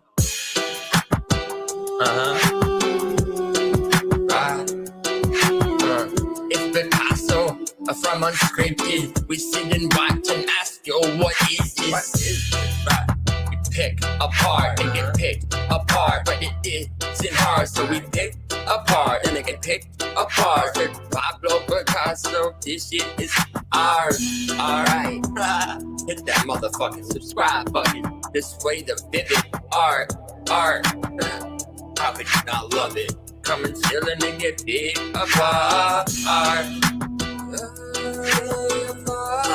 Who produces these movies? The acting is goofy. The director will sue me. But they gon' have to shoot me. Right. Like their low budget movie. Move by your hair, you should hit the right. Push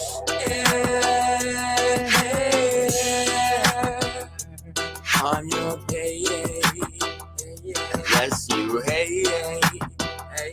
Why you hate? I won't wait.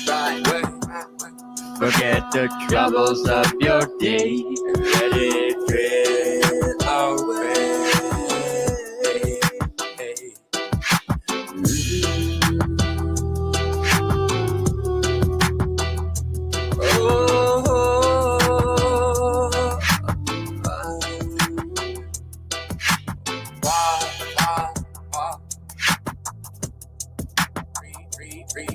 Freeze,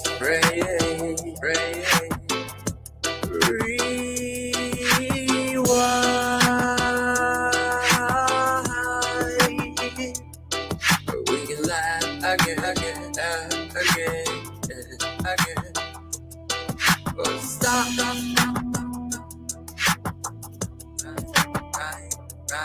Right there.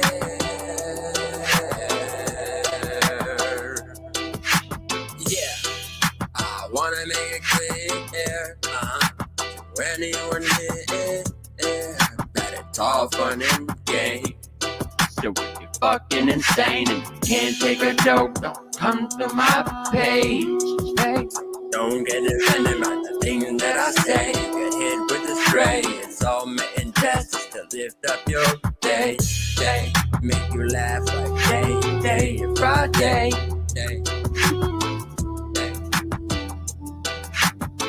Don't get offended by the things I say. Oh, I've heard laughter is the best remedy. So don't come in here with your negative energy. F off with your heresy. Oh, keep it to yourself like a family recipe. Don't even come if you're not prepared mentally to get picked apart. Yeah, so I did a little more editing. That was dope. That was absolutely dope.